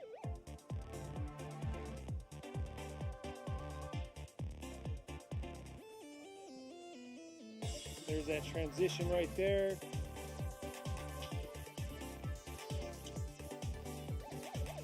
See what the judges have to say. さあ今の部分ですね、ちょっとやはり、フィニッシュラインを越えている部分なんですが、もうコースの方ちょっとアウトをしていったので、そこは多分、ラインの減点が、入るみたいなのですが、全体的に見たスコアがどのぐらいになるのか見てみましょう。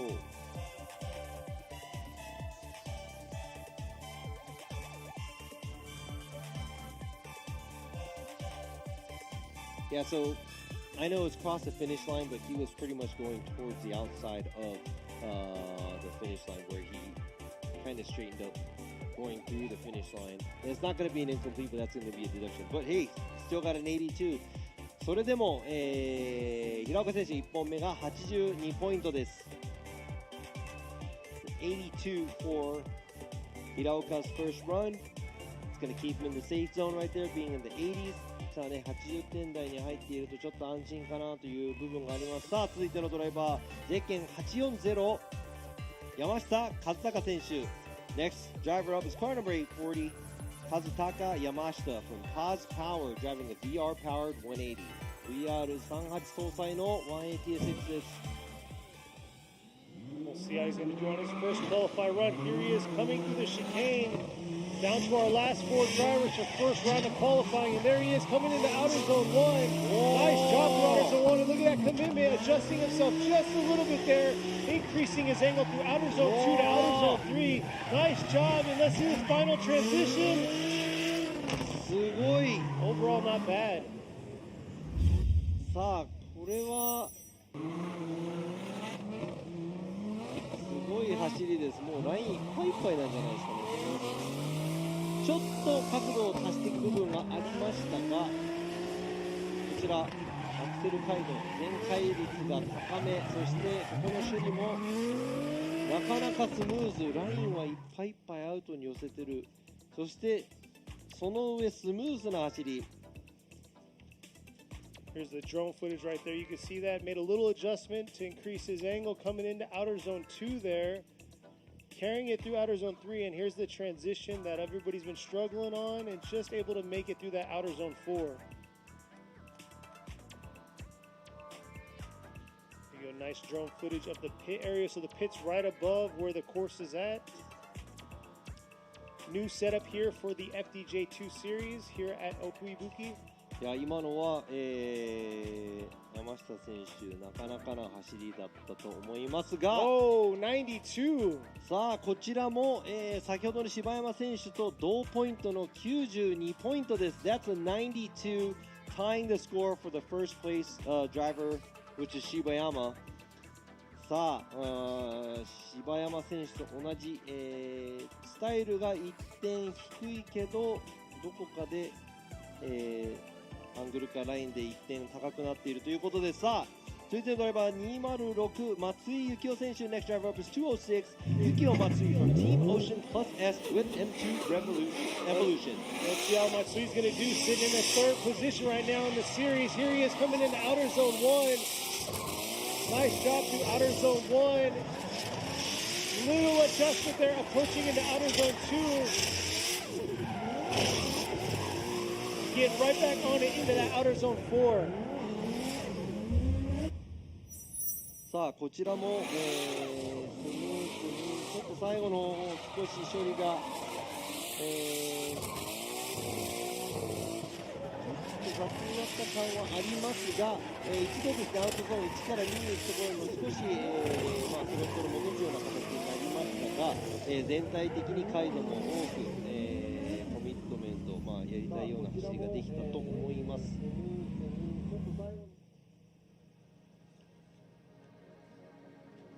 ということで、こちらドローンの、映像です。松井選手、全体的には、1本目としてはなかなかの走り。さあ84ポイントです。84ポイント。1本目から80点台に入れるのは、安心2本目でまた切れた走りができるかなと、思いますが、松井選手1本目84ポイントです。 Solid first qualify run. 松井選手、シリーズでは3番、right now he's sitting third in the series. で続いてのドライバーがシリーズ2位ですね。 Next driver is in second place in the series for the FDJ2. 続いてのドライバーはカーナンバー283長澤翼選手。 Next driver up is car number 283 Tsubasa Nagasawa, driving the Tsubasa Shokai with hardcore R32 4-door. There he is, last event debuted, got a 2J foot under the hood. He's ready to rip and make it happen. And here he is trying to hold on here through outer zone 2. Looks like he just missed a little bit of outer zone 2 there. Here he is transitioning over to outer zone 4 and cooking the tires through the finish. ちょっと、長澤選手アウトゾーン1タイヤが出てしまったことで少しアクセルも戻して、修正する形になったので、ちょっとそこで失敗をしてしまった形になりますね。まあですね、アウトゾーン4の方がですね、処理できたんではないかなと思いますが、こちらが、長澤選手の、ここですね、タイヤも1本出てしまいました。長澤選手、スムーズな角度もちょっと、いつも通りの走りができなかったかなと思います。Looks like he was not able to do what he usually does, where it's aggressive, where he had to hold back a little bit because he was going out to the outside zone too. それでも、長澤選手82ポイントです。Still gets an 82。さあ、今ですね、長澤選手シリーズ2位の、走りを見たんですが、現在シリーズランキングトップのドライバーが、予選1本目の最後の走り、ゼッケン270堀内陸斗選手。 Next driver up is the current points leader of the FDJ2 car number 270, Rikuto Horiuchi from Horiuchi Factory. He is the last driver of this first qualify runs that we have here at FDJ2. Yep, driving a S15-1 Via. Pretty rare to see. そうですね、S15 の180顔のワンビア、13とかはよく見ますね。15のワンビアはあまり見かけないのかなと思いますが、さあ1本目どんな走りをするか堀内選手。 There he is, wrapping us up for the first qualify run. Here is Horiuchi coming into outer zone 1. Nice job through outer zone 1. And there you go, throttling all the way through to outer zone 2. Let's see this transition through outer zone 4. Just able to get his bumper through that zone. さあ今ですね、パッと見るとちょっとアウト4寄り切れなかったのかなという部分がありますが、なんか全体的にこれをすれば得点が入るでしょっていうような、ちょっと余裕すら感じられる走りだと思います。全てにおいてスムーズ、ちょっとアウトゾーンから離れていくのがちょっと早かったのかなと思いますが、そこら辺はThere's the drone footage, the overview coming around to outer zone 2. He carried it all the way through, just grazing his bumper through those zones. And here it is right here, the finish. That right there was 41 runs. Our first qualify run for all drivers. And this right here is FDJ2. It's the feeder series. There you go, 82 for his first qualify run. さあ堀内選手も、1本目82ポイントという、スコアとなりました。さあ80点台がね、何台かいまして、92点が、2台、ございます。さあ先ほどですね、エントリー台数が増えているということで少し、ニューカマー、ニュードライバーのちょっとチェックをしていこうという話で、野村選手にお話を伺いましたが、今度はまた別のドライバーにお話を聞こうと思っています。We do have a lot of drivers in the FDJ2 series, so we want to talk to some of the new drivers. And earlier we talked to Nomura, and we're going to be talking to a new driver right here. はい、注目のドライバーと、車両をちょっと見つけたんでちょっとお話しいきたいと思います。さあ、自己紹介、そして車両、馬力など教えてください。はい、ゼッケン773塚本七海です。車は80スープラで馬力は600馬力ぐらい出てるかなって。エンジンは 2J の3リッターのエンジンです。はい。今回ですね FDJ2 初めて参加ということなんですが、どうして参加しようかなと思ったんでしょうか。そうですね、アメリカのフォーミュラ D を目指してまして、で日本でやっぱりフォーミュラ D ジャパンで J2 をこう参戦することによってそのトレーニングになるし、非常にレベルが高いということでちょっと今チャレンジをしています。いやアメリカ目指しているというのは、ね、すごいことなんですが、今回、FDJ2 はワンメイクタイヤ、アドバンのワンメイクタイヤで AD09 を、使っていただいているんですが、感触はどんな感じですか。本当に今日初めて履いたんですけど、縦横のバランスがよくって初めて履いたのにもうなんだろう、こう違和感なく操れて運転に集中ができると思いました。いやなんかね練習見てても、最初から結構なんか調子良さそうに走ってたんで、今回のじゃあ意気込みを教えてください。そうですね、まずは単走優勝してで追走でいい戦いをしてみんなに喜んでもらいたいと思います。いや頑張ってもらいたいです。ありがとうございます。ありがとうございます。さあ塚本選手のインタビューでした。So there you go. That's Nanami Tsukamoto driving the JZA80 Supra She said it makes about 600 horsepower. It's a 3-liter, and her purpose of being here is she's trying to get into the Formula Drift USA series. So she said this will be a good training for her and also a stepping stone to drive an FDJ2. And she said also there's a lot of drivers that are really skillful, so it's a high-level play field, I guess, to be able to compete in here. And also, that's the first time she's using the AD09s, and just as what Nomura said earlier, she said, you know, the tire's well balanced, very easy to handle and easy to predict, so she's able to concentrate on her driving. That's one of the more important parts for a driver, to have a car that doesn't have to, you don't have to worry about it, you know, you just kind of get in the car and go. Her goal for this weekend is, you know, obviously try to qualify the highest and also make it all the way to the top spot, try to get into the tandems and beat as much drivers. So, you know, good luck to Tsukamoto, another female driver in the series, and good luck to her. I would love to see her drive in the FDUSA one of these days too. Yeah, it's definitely going to be challenging. This is the most drivers we had so far for FDJ2. 41 drivers coming out, competing for only 16 slots. So that's kind of a huge challenge for a lot of these drivers, but a lot of these new drivers, they're bringing some heat for sure. この FDJ2 出身のドライバーでね、アメリカの方まで行けるドライバーがいるとすごく楽しそうだなと思っていますが、41台いる中で、今まで FDJ2 でも多い、ドライバー数だと思いますが、そこからベスト16の狭き門を通るのは誰か、一旦 CM に行きたいと思います。We'll be right back after these messages. フォーミュラードリフトジャパン。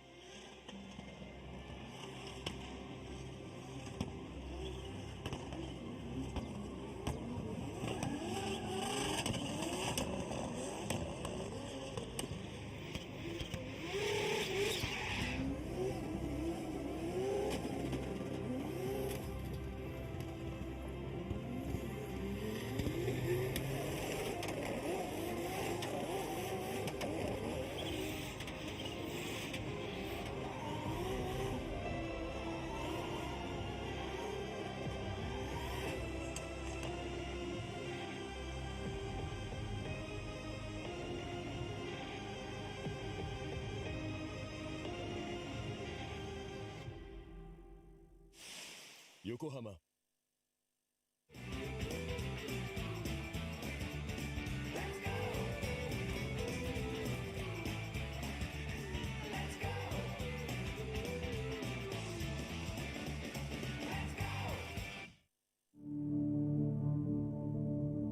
フォーミュラードリフトジャパン。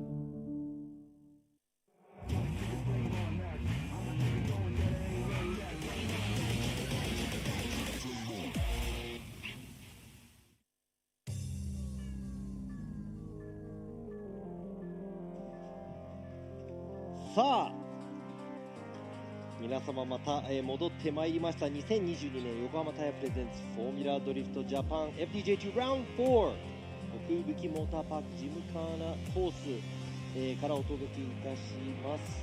And here we are back for the 2022 Formula Drift Japan Yokohama Presents right here, FDJ2 here at Okuibuki Motor Park in the Shiga Prefecture.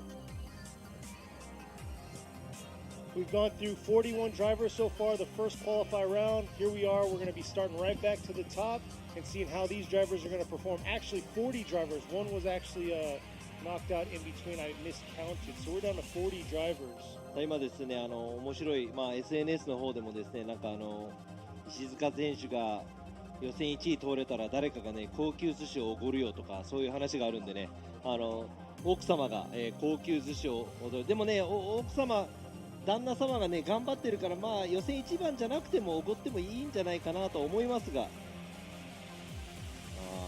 ほどね、ちょっと大食いらしいんでね。僕らもおごってくれると。なるほどね。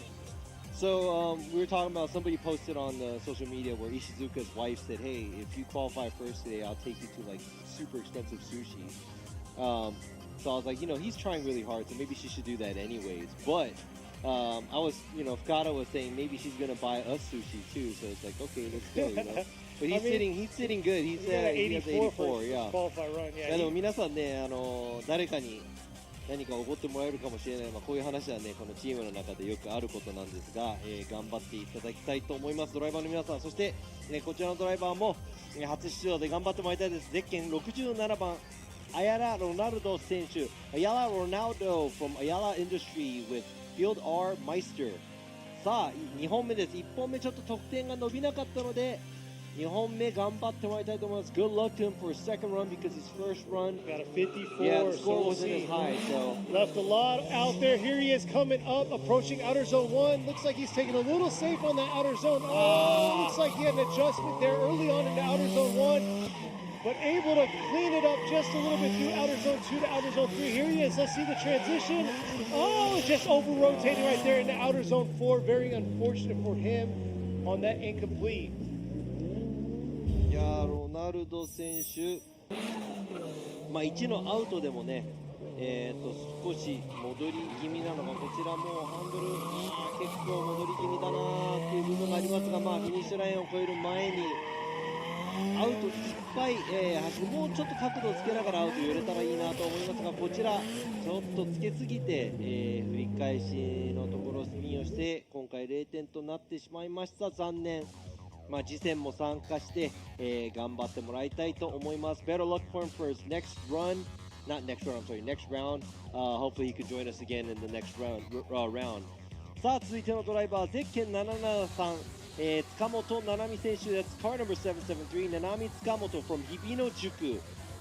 先ほどね、インタビューでもお話を聞けたので、塚本選手、頑張ってもらいたいです。Good luck to her. We just saw her on the interview. Here she is, ripping, got it at 76 on her first qualified run. There she is, getting into outer zone 1. Not bad at all through outer zone 1. Here she is approaching outer zone 2. Nice job through that zone there. And man, she's really stepping it up here into outer zone 4 and just hanging on.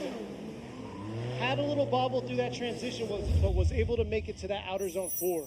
いや先ほどと、ちょっと似てるのかなと思いますが、全体的にすごくスムーズ、な走り、こちらもですね、角度をつけ始めて、すごくアクセル速く入れている状態ではないんですが、全体的にスムーズに持っていってるかなと思います。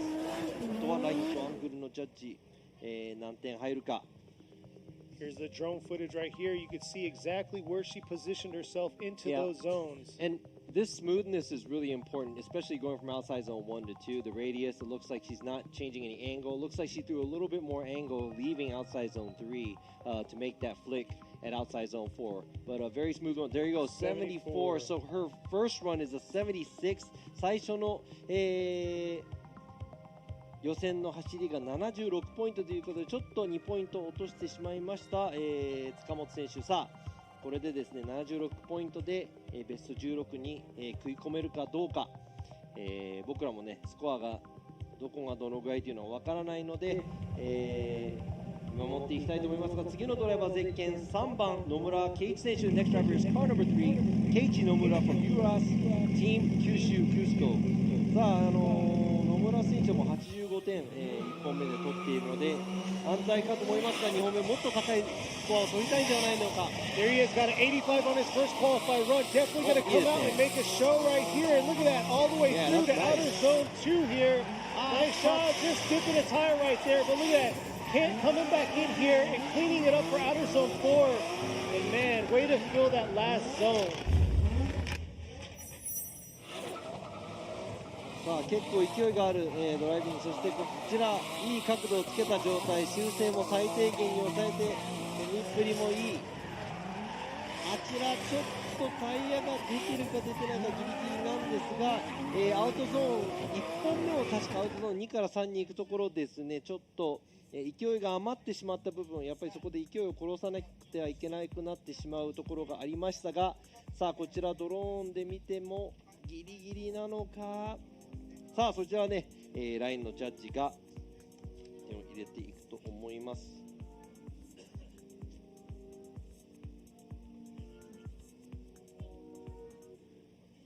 We'll see what the judges have to say. Definitely filled the zones, was deep in those zones, but like Robbie said, there was a little like close call there, right there on the track. He looked like he might have dipped a tire, but that comes down to the line judge and them seeing what they saw. That's the part where you want to stay on throttle to keep the angle going. Boom! 91! Nice job!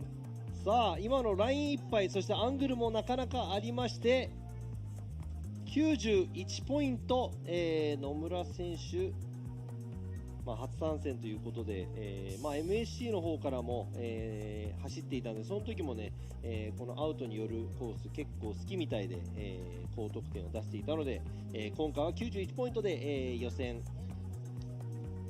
何位になるかね。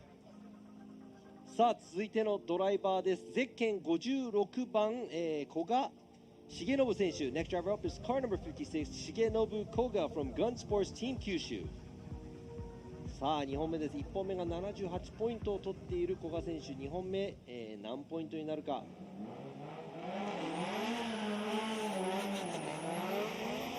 There he is coming up into the outer zone 1. Got a 78 for his first qualifying run. Coming a lot more aggressive through that outer zone 1 this time. Carrying it through. Nice job through outer zone 2 and then outer zone 3. And this is where it's going to make its money right here. Coming through this outer zone 4. Just able to hang on and finish strong there.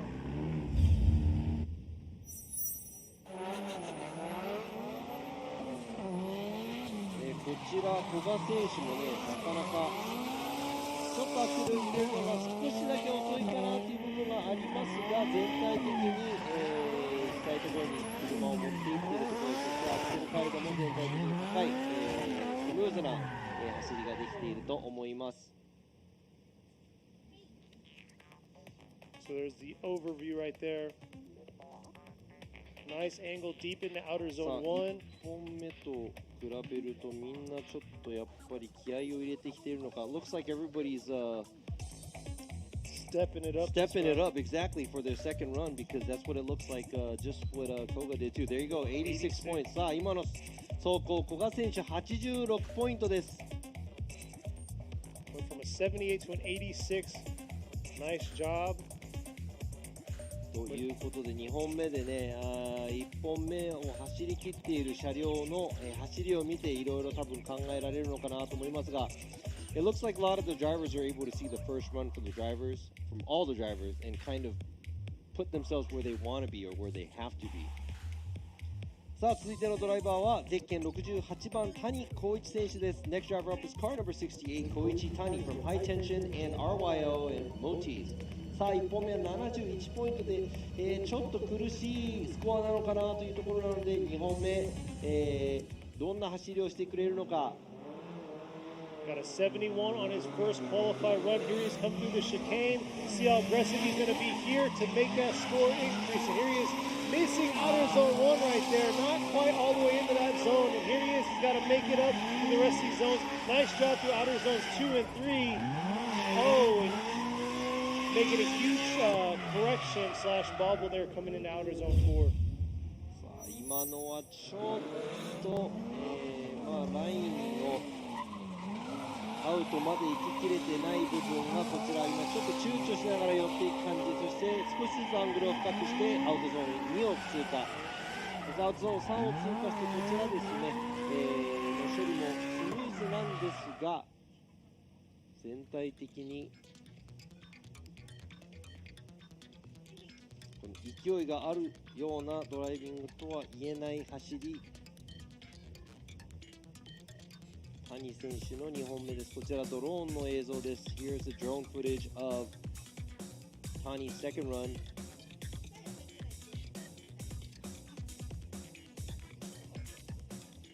see here. Just a little delay from Robbie putting in his Yeah, score. yep, that's right. このね、インプットして紙に書 There い you て go. アナウンスもしてって結構忙しいんですが、さあ今の、谷選手の走行70ポイントです。1本目の71ポイントで16になんとか食い込めるかどうか。ただこちらでは、全体のスコア分かりません。Yeah, we don't have the full, we don't have everything tallied up, so it's really hard to say where the bubble is. さあ続いてのドライバー絶景222田島雄一選手の2本目 Next driver is car number 222 Yuichi Tashima Deere Motorsports. This is his second run.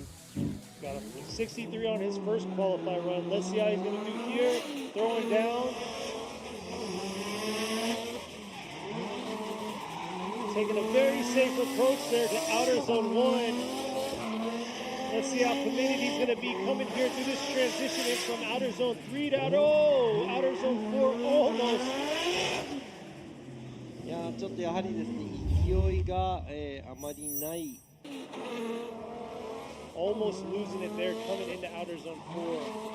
勢いがあまりない走り、そしてアウトゾーン4もねちょっとラインをうまくトレースしきれなかった部分があります。Yeah, I'd have to say not much commitment coming from Tashima here. It looks like he's just trying to barely get around the track. I mean, it's smooth, but at the same time, he's not pushing it. He so wasn't it's easier aggressive, to be yeah. Smooth. Yeah, exactly. そしてやっぱり、There you go, ちょっと65ポイント、やっぱりアグレッシブさもかけていたので、ラインもちょっと埋まらなかった部分があります。田島選手、2本目65ポイントです。A 2-point increase for him. Like Robbie was saying, just lacking the aggressive nature of the qualify run is what he needed. So そうですね、予選での勢いがちょっとなかったのかなという、部分がありますが、次のドライバー、ゼッケン32番大関和也選手 Next driver up is car number 32 Kazuya Ozeki from Murata Motors with Tops Racing. He's sitting on a 0 right now. Unfortunately had a 0. Got too aggressive on the entry. Let's see how he's going to do this time. If he's going to play it safe or he's going to continue being aggressive. It looks like he's holding on right there. Little correction halfway through, leaving outer zone 2 to get to outer zone 1, outer zone 2. It looks like overall just didn't have that fluidity throughout that run. いやちょっと勢いも殺す上に車が戻るような状態が何度か続きました。ここなんか踏み切って勢いも、アウトゾーン1ちょっと飛び出しすぎて、車両を戻す状態、そしてアウトゾーン2も通過できず、アウトゾーン3から4もですね、この振り返しクイックにできない状態で、戻りという感じで捉えられていると思います。残念ながら2本目も大関選手0点となってしまいました。今回は残念ですが、次回頑張ってもらいたいと思います。That's an incomplete. Too many of the corrections. Overall, from Ozeki, better luck for him next time. さあ、続いてのドライバーゼッケン22番星敦樹選手 Car number 22 Atsuki Hoshi in the lead racing FD3S RX7 is up for his second run. Got a 69 on the first qualify run for Hoshi. Let's see how he's going to do here. Coming into outer zone 1 here, very aggressive this time. Oh, huge adjustment into that outer zone 1. Able to carry the car out to outer zone 2 there, into outer zone 3. Nice job. Oh, another adjustment there coming up to outer zone 4. Two huge adjustments. これはちょっといつもの、星選手らしからぬ走り、元気が全くない状態で車が戻り2回、フィニッシュラインを越えていくところとこのアウトゾーン1の部分でですね、かなりの戻りをしてしまいました。なんか回転を上げられないまんま何かトラブルを抱えているのかちょっと分かりませんが、今の走行0点です。That's an incomplete by Hoshi. Not as aggressive as he was supposed to be. ちょっとアグレッシブさに欠けていた。そしてミスを犯してしまった。残念。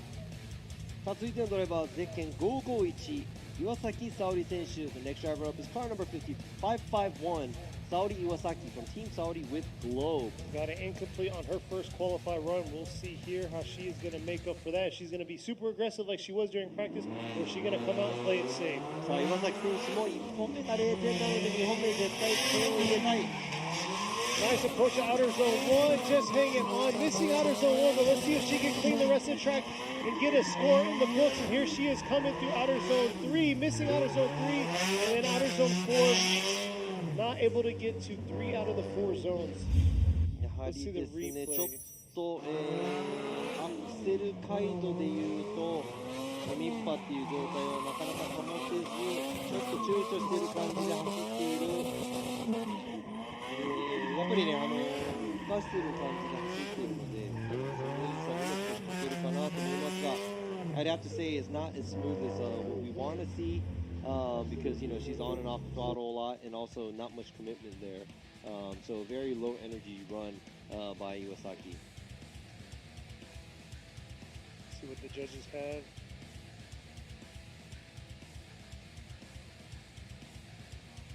Yeah, not There you so go, really. 43.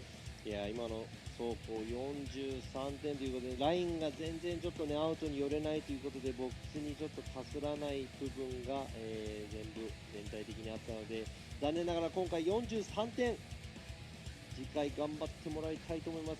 次のドライバーです。ゼッケン72番、西崎智春選手です。 Next driver up is car number 72 Tomoharu Nishizaki from Tanematsu Thunderbird. Got a 70 on his first qualify run.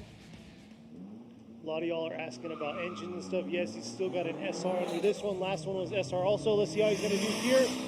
Coming real aggressive halfway through into that entry of outer zone 1. Looks like he's dipping 2 tires right there through this track. Coming around to outer zone 2. Coming real hot into outer zone 3, but able to transition through to outer zone 4 and clean it up. まあ全体的にスムーズはスムーズなんですけど少しアウトに寄りすぎて、外側でやっぱりコースの外側を通っていくのでちょっと角度もちょっと高めかなとは思いますがち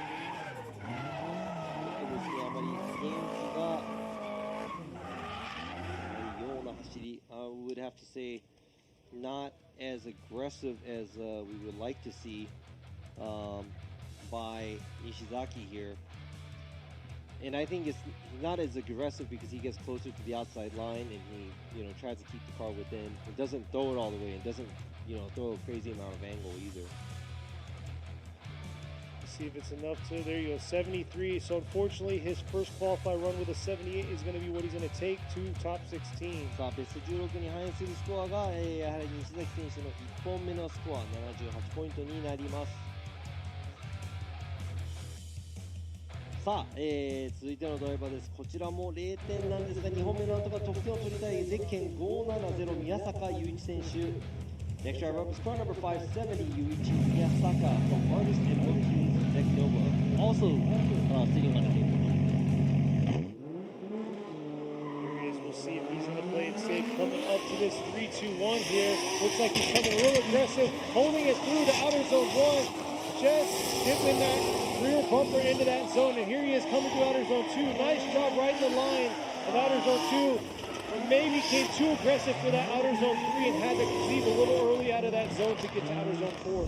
いやなんとかスコアは取れたんですが、必要な場所で必要なことがちょっとできていないかなという、こちらまず浅めでアウトゾーン1、ラインが少し小さい、そしてこちらタイヤが1本出てしまった、そしてここで角度つけすぎて繰り返しが早かったのかここで伸ばすような形になってしまいましたが、スムースな走りではないかなというところです。宮坂選手練習の時は、結構アグレッシブに走っていましたが Yeah, so I'd have to say not the cleanest run by Miyasaka, very low energy because it looks like he keeps the car within the track and tries to keep it within the track, not much commitment from that run. さあ、宮坂選手64ポイント。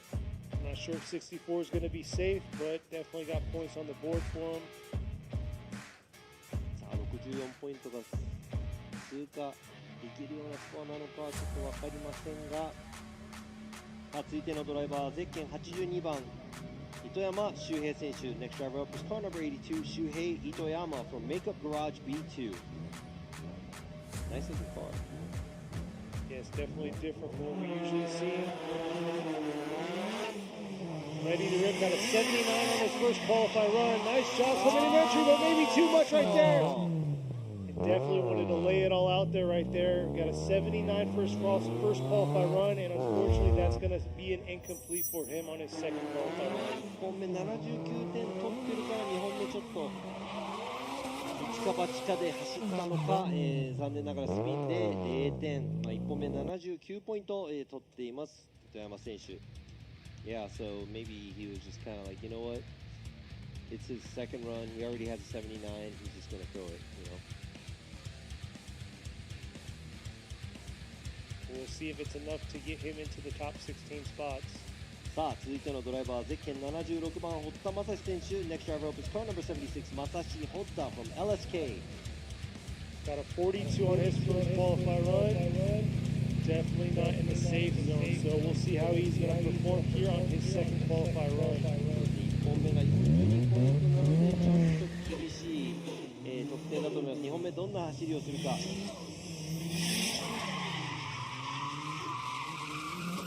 Nice job filling outer zone 1. Could be a little bit more aggressive through that zone. And look at that, coming into outer zone 2. Nice job.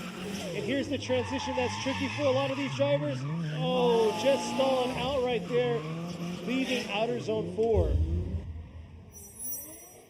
いや今の、最後の方の処理はちょっとストールがでかかったかなという部分ですね。あとは全体的にさらさら走っていく、感じで doesn't look like he's super aggressive. He's just kind of doing what he's supposed to. Very smooth, but yet not much commitment from here. And also the smoothness goes away at the outside zone 4. That's going to be a very tough one. Yeah, his entry was definitely really safe and not what I was expecting, especially getting a 42 on his first qualify run. We'll see what the judges have to say about that run right there, especially the end right there, outer zone 4. It looked like he had a little bit of stall. And like y'all out there are saying, yes, this is a very challenging course. This is not what the pro course is going to look like. This is the FDJ2. There you go, 67 on his second qualify run. But yes, it's going to be a different setup for the Pro Series, and this is unique to just FDJ2. さあ堀田選手のただいまの、走行67ポイントです。さあ続いてのドライバーはゼッケン290天野如月選手。 Next driver up is car number 290 Kisaragi Awano from Rocket Bunny Racing. Got a 79 on her first qualify run. Definitely a big car to get through this track, especially when it comes leaving outer zone 3 to outer zone 4. So we'll see how she's going to do on her second qualify run. さあこの小さなコースで大きめなセダンでどんな走りをするか。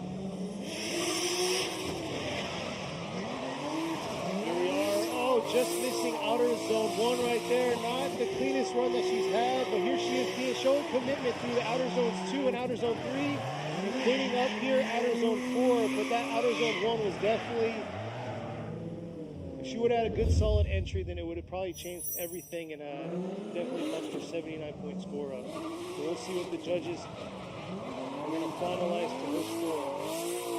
今のはスムーズな走りだったんですが、多分、彼女の中で走りたいようには走れてないと思います。It looks like it's very smooth, but I would have to say she's not doing what she's probably anticipating to do. Not a lot of commitment because it looks like she's just kind of flowing through just to get by. So not much aggression shown right there. 73. ということで70、天野選手73ポイント、1本目が79ポイントなので、そちらでベスト16に入れるかということです。Yeah, so she's sitting on 79, late 70s is, you know, it might be the safe zone. I'm not sure. It's close. There's a lot there, so we'll see. But the next driver up is. さあ続いてのドライバーゼッケン1番、白崎飛鳥選手。Car number 1, Asuka Shirosaki from STF and Next Dream. Got a 56 on her first qualify run. S15 front, 180 rear, SR power. Let's see how she's going to do. Look at that, nice job. Looks like dipping 2 tires there, leaving outer zone 2. Cleaning it up right there, coming through outer zone or sorry, outer zone. Here's outer zone 3 to outer zone 4. I'm getting all the outer zones messed up, but there she is finishing off strong. But yeah, outer zone 1 was a huge mess up on her part, dipping those 2 tires. やはりスムーズさと、やっぱりそのずっとアクセルを開けていくっていうことがちょっとできない、感じでさらさらっと走り切った感じですね。でコースアウトも、リアタイヤ何回か、しているのでちょっと厳しいかなという、走りでした白崎選手。Yeah, like you said, you know, she was having a hard time keeping the car on track, and I would have to say there's a lot of off throttle for her just gliding through the zones and also in between the zones and missing some of the zones. This is not going to be something where maybe a higher score. I would have to say something average or. There you go, 66. So a little bit of a bump for her. So she got a 56 on her first qualify run. 66 is what she's going to carry to hopefully get in the top 16. でもね、白崎選手56点から66ポイントと、ポイントを上げてきました、2本目でした。さあ続いてのドライバー、スタート地点に立っているのがゼッケン66番岡田龍馬選手。 Next driver up is car number 66 Ryuma Okada with Hayes Racing. Got a 61 on his first qualify run. 本目が61ポイント。 Let's see if he's going to play it safe. He's been pretty wild coming through that chicane. Looks like he's coming real aggressive here in this outer zone 1. Held back just a little bit and adjusted himself halfway through that zone, coming into this outer zone 2. Dipping a few tires through that outer zone 3. Oh, almost missing and just missing outer zone 4. もうちょっとコースが関係ない感じがしたんですが Yeah, so I would have to say not much commitment, off throttle like here, gliding through, not getting very back on gas, very trying to play it safe, but at the same time not that fluid either.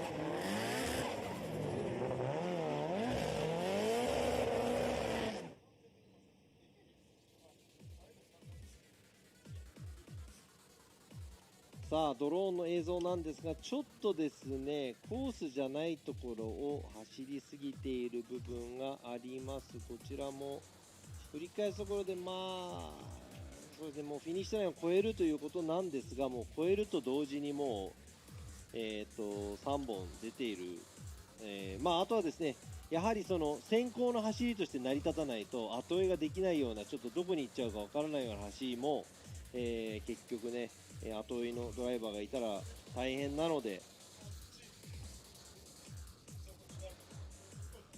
So I'd have to say that that is an unchaseable lead because he was going off course here and there, even going through the finish line. It looks like he wasn't able to keep the car within the track and not smooth, you know. So yeah, it's an incomplete. いや残念ながら2本目、岡田選手0点という、結果となりました。さあ続いてのドライバー、ゼッケン728和田智樹選手。 Next driver up is car number 728 Tomoki Wada from Kaname with Aitai. See how Wada's going to clean his run up. Got a 41 on his first qualify run. And like I was saying before, he came out the Sugo, new build of his car or his engine. Here he is. A lot of power under that hood. Holding on, looks like a correction, leaving outer zone 1 to outer zone 2. Not able to get to outer zone 2 or 3. And overall, a little too sloppy right there for the judges. さあ今のはもうアウト1で戻ってしまったので残念ながら、2本目和田選手の2本目はもうスコアが入らないそうですね Right there, Wada pretty much drive straight out of outside zone 1, so that's going to be incomplete. But it looks like he just can't have, maybe he doesn't have it together. The car's not set up the way he wants it to be for this track. 今回もね、ちょっと車のセットアップなのかいろいろ歯車が狂っているような状態でした和田選手、2本目は0点です。さあ続いてのドライバーゼッケン219杉田秀彦選手 Car number 219秀彦杉田 with Worker。さあこちらも1本目0点 So he's sitting on an incomplete Gonna want a score、to make it through さあなんとかスコアを取りたいところ See how this RB powered C33 Laurel is going to go, coming into outer zone 1. Nice job holding through outer zone 1 right there. Now let's see, there you go through outer zone 2. Beautiful job through outer zone 2. Right on that fine edge of outer zone 3 there with the transition into outer zone 4 and then throttling through to the finish. Definitely huge cleanup right there. We'll see what the judges have for score for him. ちょっとですね、全体的にそのコミットメントの部分、コース最中、まではいかないのかなと、やっぱり角度をつけ始めではなく、浅い角度でなんとかラインをアウトに取っていこうという感じなので、ラインの人は確実に伸びるのかなと思いますが、ちょっとですね、スタイルの得点でいうと勢いがない感じが、しました。しかしですね、スムーズな走りができたと思うので、何ポイントになるか。Yeah, I'd have to say very smooth, but at the same time not as committed as he should be. But he's right on the outside line, so I'd have to say added together what kind of score he's going to get. Not sure, but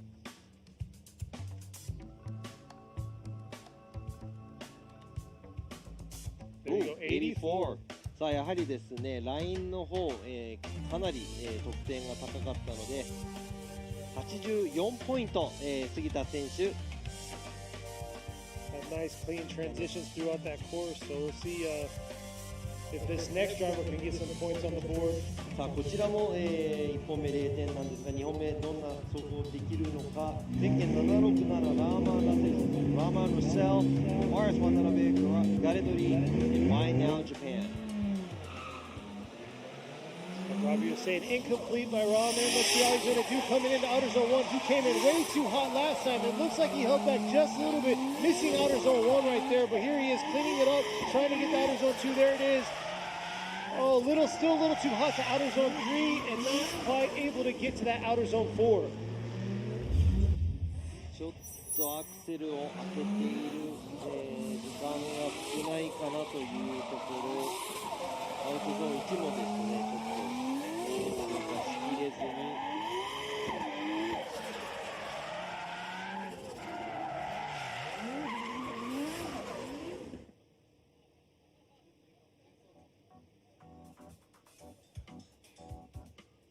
Just missing outer zone 1 right there, coming around to outer zone 2.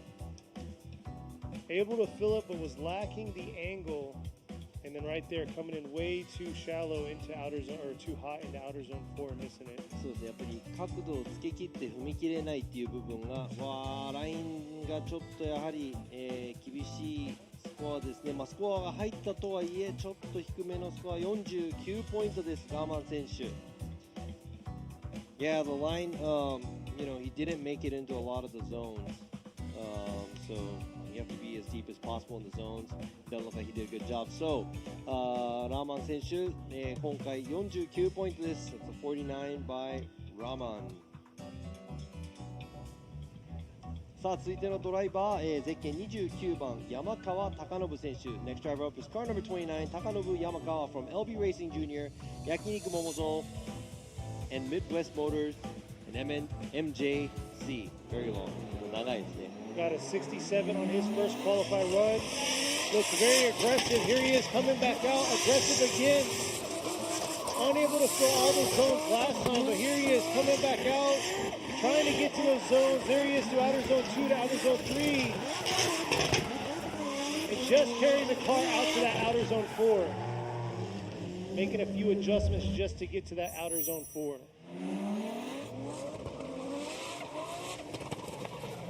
So it doesn't look like he's 100% committed. I don't know why it looks like that. It looks like he's placing the car where it's supposed to be. ちょっとですね、やはり持っていきたいところにスコアを持っていけてるかどうかっていうのは、ちょっと引っかかる部分がありますが、でもそれでもですね、スムーズに走り切れたので、山川選手得点が入ります。あとはね、ラインも結構いっぱいいっぱいのところ、走れたと思うので何点入るか。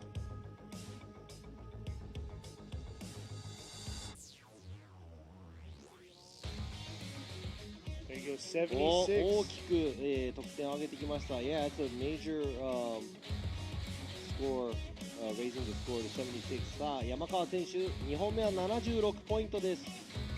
moved up from a 67 to a 76. Nice 9-point increase by him. さあ続いてのドライバーゼッケン119、谷川博和選手 Next driver up is car number 119 博和谷川、from Team Growing Up.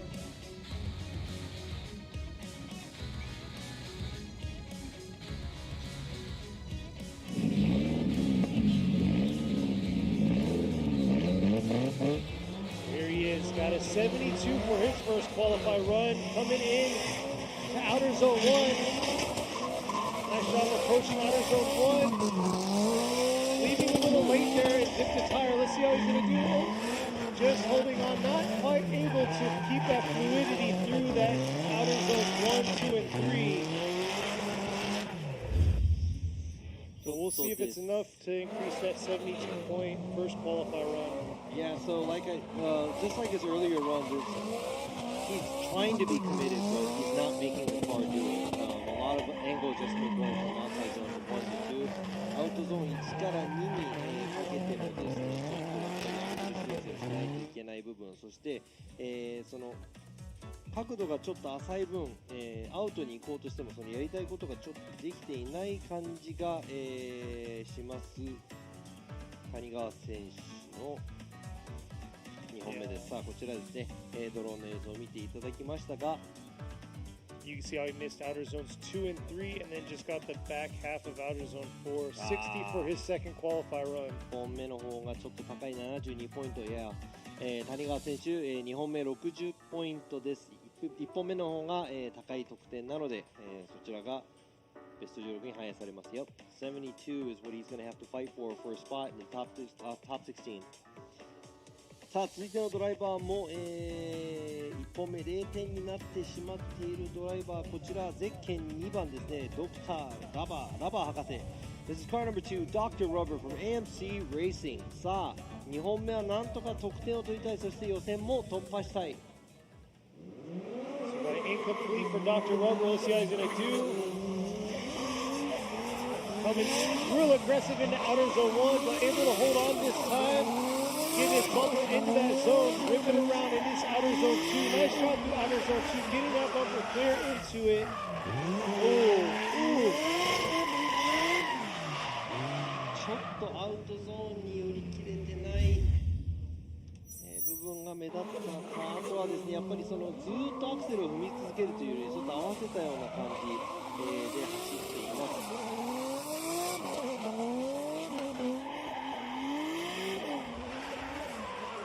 全体的には、そうですね、ちょっとターンとこう振り返すのではなく丸く振り返していった感じがします。Yeah, huge correction leaving outer zone 3 and definitely throttled off. But at the same time, not able to get all the way into that outer zone でもちょっとアウトゾーンにいけないのが気になるところ。Doesn't look like he makes it all the way to the outside zone area. 63ポイント、ラバー博士2本目得点は入りましたが63ポイント。Dr. Rubber got a score for a second run, but it's a 63. Yeah, missing the zones hurt him a lot. ゾーン内にちょっと車を持っていけなかったところが痛いかなといったところです。Yeah, 24 of these drivers will be going home tonight, so we'll have to see. Got 40 drivers out this time. I know we were saying 41, but one got had some mechanical issues, I think, during practice. さあ41台の、ドライバーがいたはずなんですが1台は、ちょっと途中で多分車両トラブルということでリタイアしてしまったところですが、The crew back out there getting this course set back up for, I believe, our last, I want to say, I'm just looking at a rough estimate, maybe 20 drivers. So we'll see how it's going to go. This is the second part of qualify for FDJ2. This is a feeder series into the Pro Series, so it's just like Pro Spec in the States. And this track setup is going to be different from next week, the Pro Series, that's going to be back here at Okuibuki.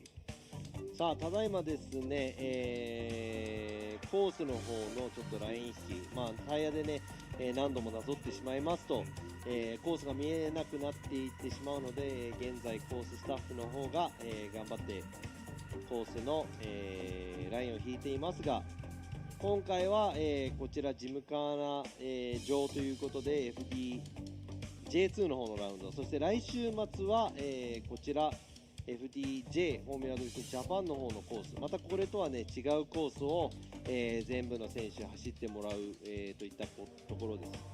さあ、ふんずり返ってるのちょっと今バレてしまいましたが、I was just chilling I'm and, just I'm watching the comments and seeing what you guys want to そう know ですね、こ about. のライブストリームでもコメントを残していってくれる、方々のね、コメントも読みながら、まああんまり反論する時間もないのでどんどん追走なのでね進んでいってしまいますが、明日のねライブストリームではこうやってコメントを残してくれたら間でできる限りお話ししたいなと思います。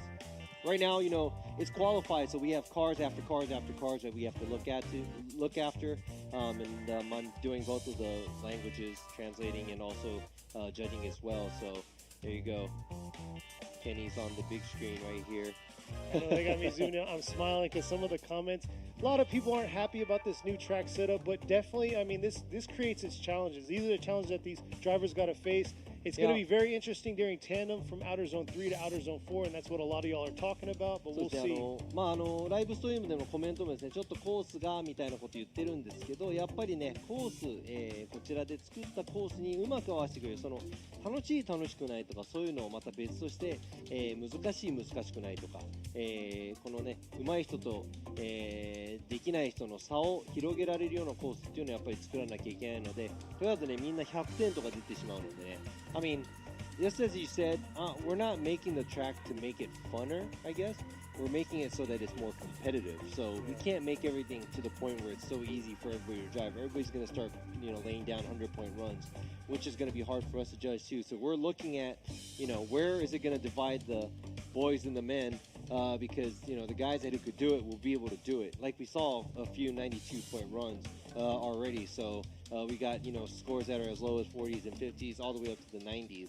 まあ90点台の走りも出ているということはやっぱりできる選手は、早くに攻略してね、全員の、ドライバーは多分いい走りができると思うんですが、やはりこの予選の2本のうちに、誰が一番いい得点を取れるかっていう、争いなので、そこまで車のセッティング、そして精神状態を持ってくれるドライバーが、もちろん勝ち進んでいくといういったところだと思います。And the driver being able to bring their concentration to that only 2 runs, being able to score, get a high score within those 2 runs, that's the hardest part. Yeah. Everybody gets a good run if you make 100 runs. Oh, exactly. Hey, I got to say thank you to Walter. Says I'm a handsome young man because they got it zoomed on my face. Oh, there you go. I'm not yeah, cool. thanks to Walter, I'm not cool with that, but whatever. I'm gonna deal with it. And Robbie does still drive. He still does his thing on the side. He tries to stay active. But I think he's gotten kind of old and he's driving his Fuga, the automatic. But hey, it's a cool car. 今ですね、コース、もうすぐですね、ラインを引くところ終わると思いますが、さっきもお話ししてたんですが、やっぱりコースが難しかったり、簡単だったりしますとね、いろんなドライバーがいると思うんですが、やはりこの予選の時に、この予選の2本でなんとか本領発揮できるドライバーが勝ち上がると、やっぱ50周してそのうちの1周うまくいったよって言ってもね、その2本にかけなきゃいけないので、そういう精神状態の持ってき方も、すごく大切な部分だと思いますが、just talking about, how being able to do those 2 runs out of, however many runs to get the high score is very important. But 次のドライバー、デッキ81番、高橋11選手、11高橋 is the next driver from Kilo with Riceworks, Army Chicks. No! Too many tires just out there. Outer Zone 1 got 73 or 78 on his first qualifying run, and now he's just throwing down. He got it incomplete right there, dipping too many tires, entering into that zone, but came very aggressive into the Outer Zone 1. 1本目78ポイントを取っている、高橋選手ですが、2本目ちょっとコースアウトして0点になってしまいました。That's going to be an incomplete for sure. That's 2 tires off. But he's sitting on a 78. And I'm not going to say that. I'm not even sure if that's safe or what. 今のところ78ポイントが通過点かどうかすらちょっとわからないんですが、ちょっとギリギリな、ところで全走行走り終わるのを待たなきゃいけない、高橋選手でもね。 So you go. The official incomplete right there, 078 is what he's going to bank on, trying to get into that top 16. 高橋選手選手2本目が、0点。さあ続いてのドライバーゼッケン78番、池本和馬選手 Next driver up is car number 78和馬池本 also sitting on incomplete こちらも池本選手1本目0点。さあなんとか得点取りたいところ。 So we got an incomplete for Ikimoto in his first qualified run. Let's see how he's going to do here. Able to hold on right there, filling the outer zone 1 right there, kicking it back around into this outer zone 2. Nice job there. Ooh, it just stalled a little bit longer than what the judges want to see coming into that outer zone 4. 全体的にスムーズだったんですが、まあ、最後の方ですね、多分アウトゾーン4の方にちょっと寄り切れない部分と、ちょっと3から4に行く間のストールがあったなというのがありますが、さあ、どんな、得点が、スコアに出るのか、池本選手、2本目。アウトゾーン4は10ポイントあるんでね。Out zone, fourth out zone is 10 points. That's a lot. That's a handful of score right there. So you want to make sure that you make it through there. So we'll see what the judges have to say. Today is just qualifying. There you go, 73. さあ、池本選手2本目の走行73ポイント。これでベスト16に入れるかどうか僕も分かりません。I'm not sure either if that's going to be enough or not, but we'll find out after all the drivers make their runs. さあ続いてのドライバー、ゼッケン48番、北芝智之選手 Next driver up is car number 48 Tomoyuki Kitashiba OS 外見 Sunoko. Got a 73 for his first qualified run. We will see how he's going to perform, if he's going to throw down or play it safe. There he is coming into outer zone. Pretty safe entry into outer zone 1 right there. Carrying it through here, coming up to this outer zone 2. And yeah, definitely taking a little bit away from his commitment, going from outer zones 2 to 3 and letting off on the throttle. So see what these judges have, see if it's going to be enough to bump that 73-point score. こちら北芝選手の走行全体的に悪くはないと思うんですが、こちらですね、ちょっとアウトゾーン2を通っていくところで外に出過ぎてしまったところをいっぱい踏みながら通過できない部分、ちょっとコミットメントの部分で伸びなくなってしまいますが、スムーズなんですが、こちらですね、ここから1回やはりスモークもなくなるぐらいアクセルをちょっと戻している部分がありました。ちょっと大きなミスをそこでしてしまいましたが。Yeah, Robbie was just checking out right there, leaving outer zone 2. The smoke trail stopped, so you can see how he throttled off, adjusting himself to make it into that outer zone 3. Yeah, I think that's where you want the car to. You want to gain angle because that's where the turn, the radius changes from outside zone 2 to 3. アウトゾーン2から3に行くところでやっぱりそのカーブのなんて言いますかね。お、80ポイントです。80 points. That's an 80. 80ポイント北芝選手。アウトゾーン2から3に行くところが、カーブがきつくなる部分なので、そこで角度を増やしたり何かしないとちょっとアウト、の方に出ていってしまいます。さあ続いてのドライバーゼッケン20番、南正幸選手 Next driver up is car number 20 Masayuki Minami from Team YNJ. Got a 75 on his first qualified run. SR powered. I know he said something about his power band for Sugo. Said he's going to do his best, but this is definitely a track built for his car. いやこちらですね、南選手、スモーでもねちょっとパワーが足りないんじゃないかって話をしていたんですが、このコースだったらいけるんじゃないかと思いますが。Nice job coming up into outer zone 1. They're filling all of outer zone 1. Not quite able to get into that outer zone 2 and just adjusting themselves to get into that outer zone 3, but not the cleanest run here by Minami. さあ今のもちょっとやりたいという走りではなかったのかな。ここから少し角度が浅くなってまた増えてと、ちょっと調整が入っていく感じがしました。南選手 Here's the drone footage. Maybe not.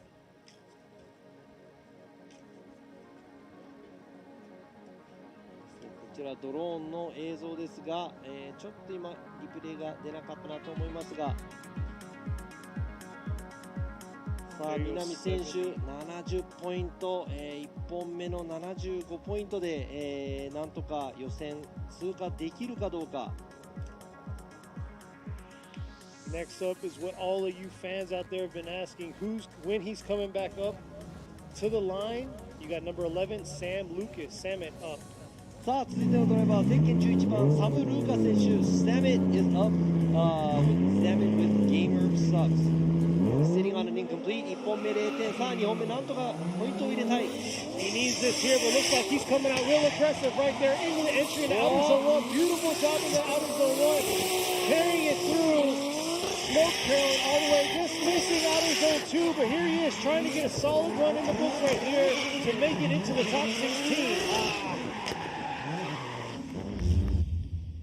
Fluidity wise, there was a little bit of a wobble, and I would have to say the line score, I'm not going to say that it's going to be the highest here because he did miss a lot of outside zone 2. There you go, a little bit of wobble.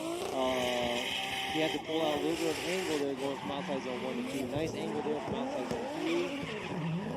さあこちらですね、ちょっと、ふらついてる部分もありますが、アクセル回路は、長いかなと。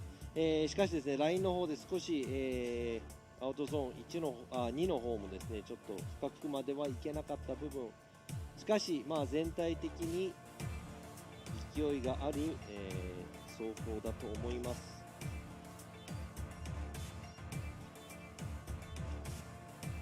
So we'll see here. Definitely that outer zone 2 is going to be a killer for the line portion. Yeah, but There you go, overall, 72. Is that going to be enough for him to make it into that top 16? Yeah, I'm not sure what the score is and the cutoff is right here. さあ、サム・ルーカス選手2本目の走行72ポイントです。さあ続いてのドライバーゼッケン16番、渡辺浩太選手 Car number 16 Kota Watanabe from Red Ace and Props.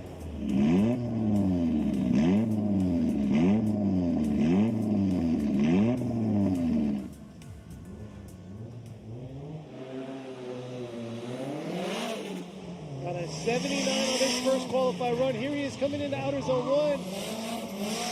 Real early into outer zone 1 right there. Filling in outer zone 2. Here he is coming around to outer zone 3. Not bad. Transitioning real early, starting off into outer zone 4. But hesitating just a little entering that outer zone 4.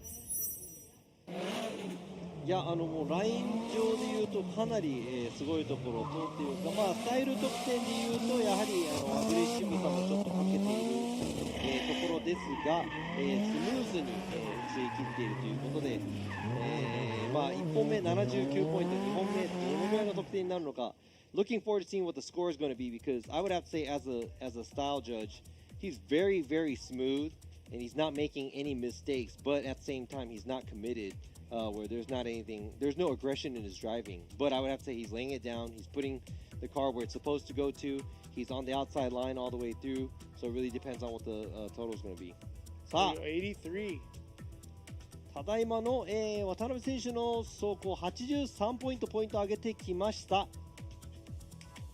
さあ80点台に入ってきました渡辺選手続いてのドライバーゼッケン168箕輪正代選手 Car number 168正代箕輪 from K-Man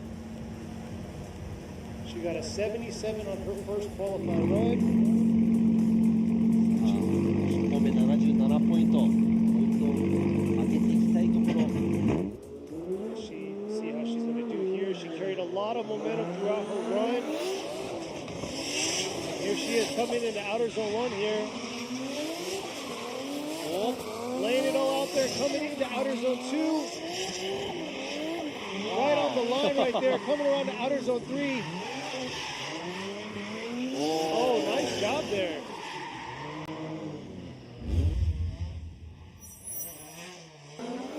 Wow, I'd have to say a lot aggressive than her first run. 最初の1本目より多分もうちょっとアグレッシブな走りをしてきました。投げ込みの部分では、少少し躊躇している感じがしましたが、全体的にアクセルを入れてますね。すごくですね、アグレッシブな走りだったと思います。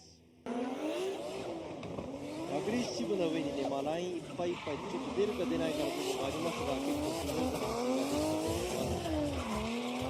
Yeah, so with that aggression, she's pretty smooth too. So she's not being any, there's no twitchiness. Right here, I like the way her outside zone 3 to 4 is really smooth. It's a lot smoother than a lot of the drivers. Oh, 82 points. さあ、ただいまの走行82ポイントです。77から82ポイントに上げてきました箕輪選手。さあ、続いてのドライバーです。ゼッケン654北川浩二選手。 Next driver up is car number 654 Koji Kitagawa in his loud FD3S from Lead Racing. He got a 58 on his first qualify run.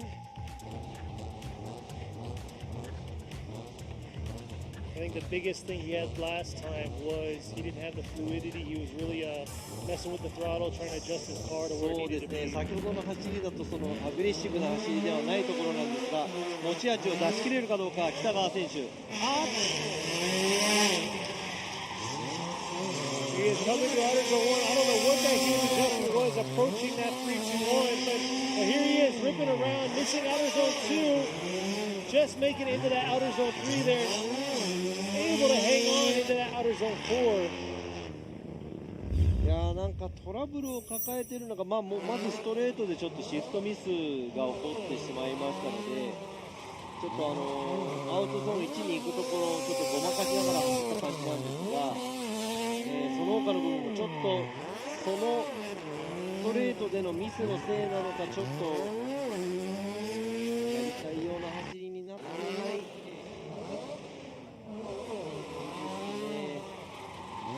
See if that run was enough to bump his 58 first qualify run.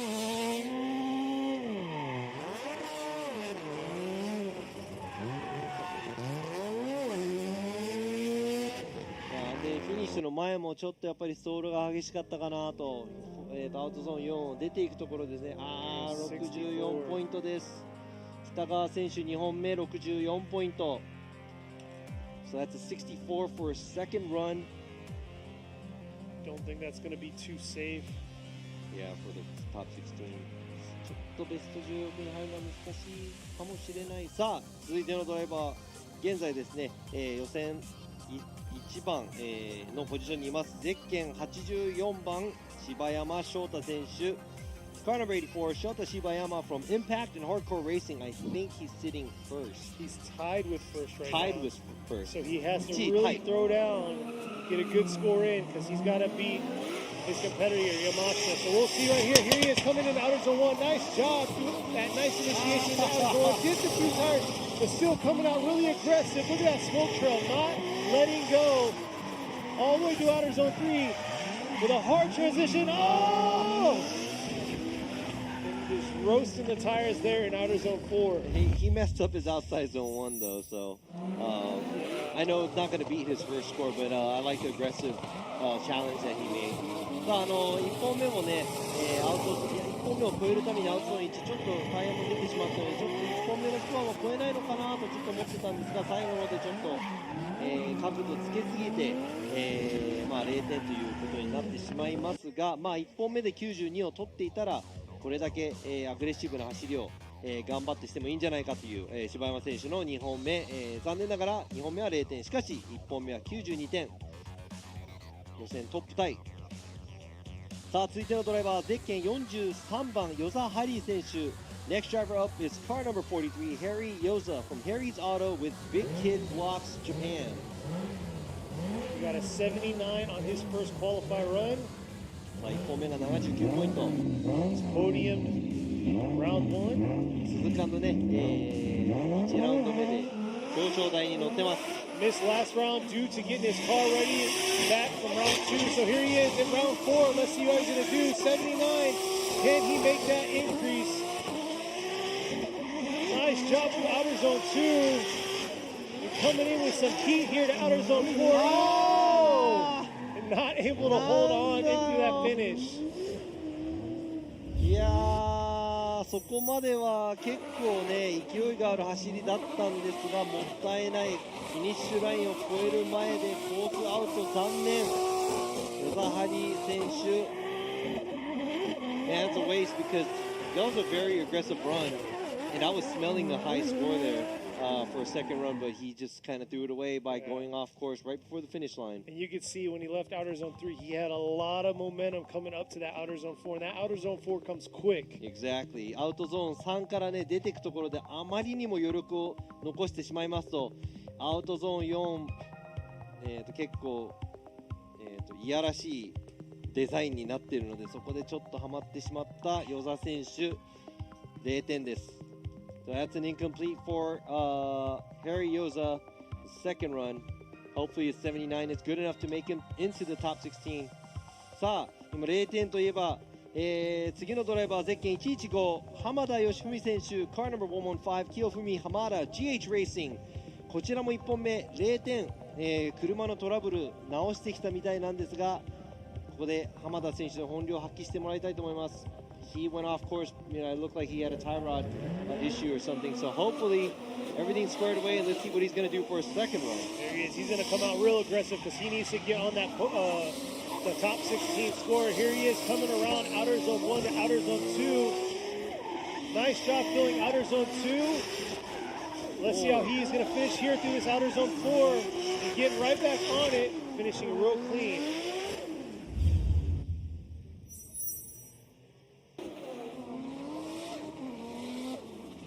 さあちょっとですね、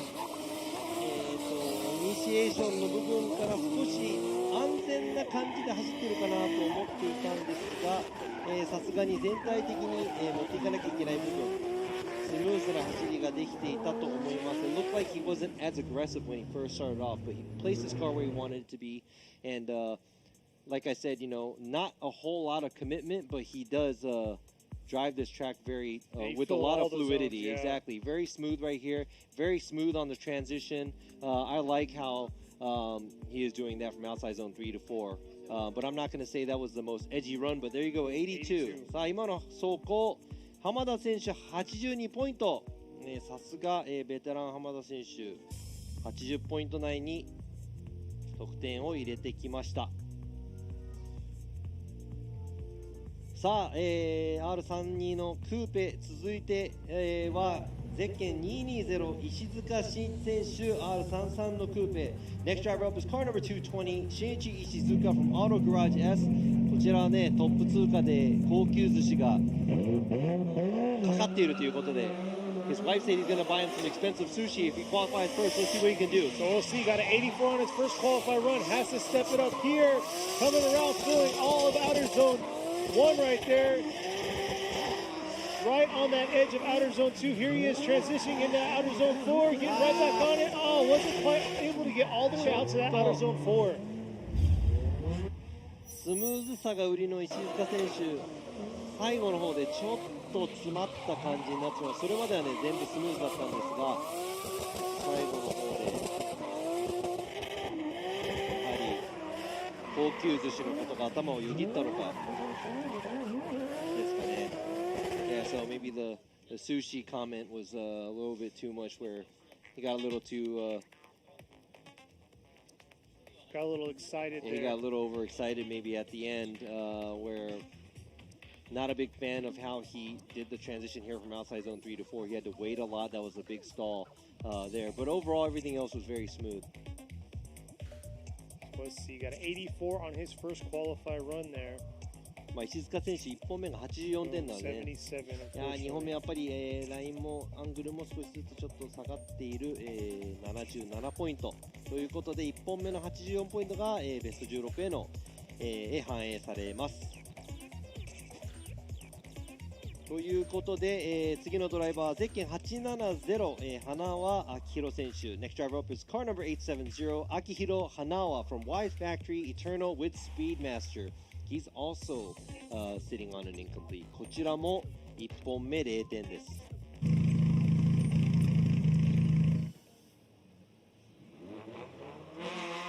あかなりのプレッシャーを押しのけられるか。 Throw down here, coming in outer zone 1. Nice approach to outer zone 1. Not quite deep enough into that zone, but let's see how he can finish the rest here. Nice shot through outer zone 2 and outer zone 3. Let's see this transition. Oh! ダメだ Just losing it right at う the わ end. ープレッシャーに勝てなかったか花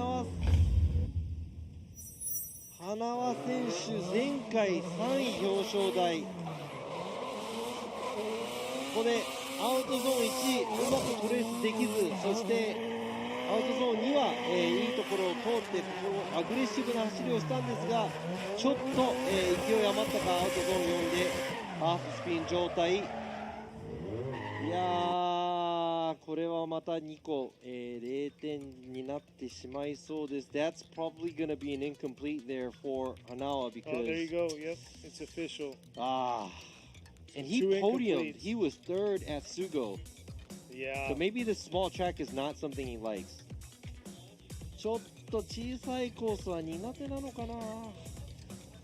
さあ続いてのドライバー、ゼッケン620ベテラン平岡秀夫選手。So veteran driving car number 620秀夫平岡 from Team HRK Rapid。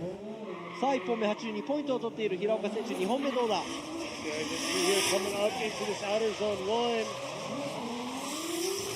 Kind of waited a little bit getting into that zone, but here he is getting right back on it, coming into this outer zone 2. Beautiful job through outer zone 2 and outer zone 3, filling those zones. And let's see this transition here. Nice job on the transition and finish. さあ先ほど同様ですね、すごくスムーズな走りを、しました平岡選手。さあこちらなんかさらさら走っていく感じですが、もうラインも結構いいところに乗って、このね、振り返しの方もちょっとサイドで、修正を入れながら入りましたが、スムーズな走りが、できたと思います。So it looks like I'm not going to say the commitment level isn't so high, but very, very smooth, and he knows what he's doing. He's placing the car where he wants to. Right here, there's a little bit of an e-brake pull to make an adjustment going to the outside zone 4, but I'd have to say, overall, very clean run by Hiraoka. Yeah, and he filled all the zones like he's supposed to. There, There you you go, go. 85. さあ今のスムーズな走りでなんと85点、平岡選手、先ほどの82ポイントから3点上げてきました。ということで平岡選手の次のドライバー、先ほどもすごい走りをしてきたゼッケン840、山下和孝選手。 Next driver up is car number 840 Kazutaka Yamashita from Cause Power. Sitting at a 92 for his first qualifier run. He has to throw a run down because right now he's still tied with Shibayama with a 92. さあ柴山選手と現在1位タイ。 So let's see if he's going to play it safe or he's going to throw down. Looks like he's throwing down right there, getting deep into outer zone 1 right there. Right that line all the way around to this outer zone 2. Nice job there. Look at that smoke trail, not letting go, swinging it back around to this outer zone 4. And man, ちょっと1位のアウトのやはり先ほどのね、1本目92点取ってる柴山選手と同じような感じでアグレッシブに行き過ぎてコースアウトしてしまった。It's just like 柴山 how he did the first run. He did go off course, but he was able to finish his run. I would have to say very aggressive. 全体的にアグレッシブですが、やはり1から2に行くところコースアウトをしていってしまった部分、ちょっと抑えなきゃいけない部分が、あったというところで、so got a 92 for his first qualify run. Let's see what they're going to give him for his second qualify run. Right now, it looks like he's going to be, dancing in the first spot right now for qualify. But there's still 3 more drivers. いやそうですね、こちら、1本目、92点を取っている柴山選手、2本目0点。84. さあただいまの得点、山下選手84ポイントということはセカンドベスト、タイだとセカンドベストを見なきゃいけないので、多分、山下選手現在、予選トップ、だと思います。ということでね、まだベスト3のドライバーが待ち受けているのでどうなるか分かりません。最後までどうなるか分かりませんが、次のドライバーゼッケン206松井幸雄選手。 Next driver up is car number 206 Yukio Matsui from Team Ocean Plus S with M2 Evolution。 さあ松井選手は現在ランキングシリーズランキング3位のドライバー。松井 is sitting at third overall ranking for the series. He's at an 84 for qualifying, which is a pretty safe score right now, but I don't think he's going to let that go. I think he's going to come out here pretty aggressive and try to get that first qualifier. This driver is a veteran, so I know he's not. I know he's not going to take it easy. 松井選手もかなりのベテランで、ドリフト界でも長い間ドリフトしているドライバーなんで、1本目の84以上のスコアを狙うでしょう。Whoa, nice job coming in at outer zone 1. Dipping the tire, but man, what an aggressive flick right there. Coming up to outer zone 2. Beautiful job through outer zone 2 and outer zone 3. Let's see this hard flick back around, and there he is, filling all of outer zone 4 and keeping it interesting for these judges. いやー、もったいないですね。1のアウトのこの振り出しのかっこいいところ、これがコース内に収まって、ふらついてなければかなりの高い得点が期待できると思いますが、それでも、コース全体、この振り返しの部分もですね、すごくアグレッシブにできたということで、全体的に何ポイント出るか、松井選手。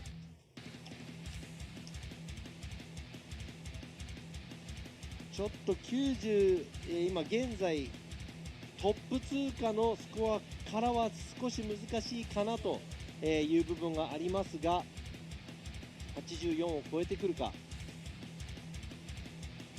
Yeah, it's going to be hard to get a 92 on that run, my honest opinion, because of the mishaps at outside zone 1. It was a huge correction that he had to make, but hey, still got an 80 point.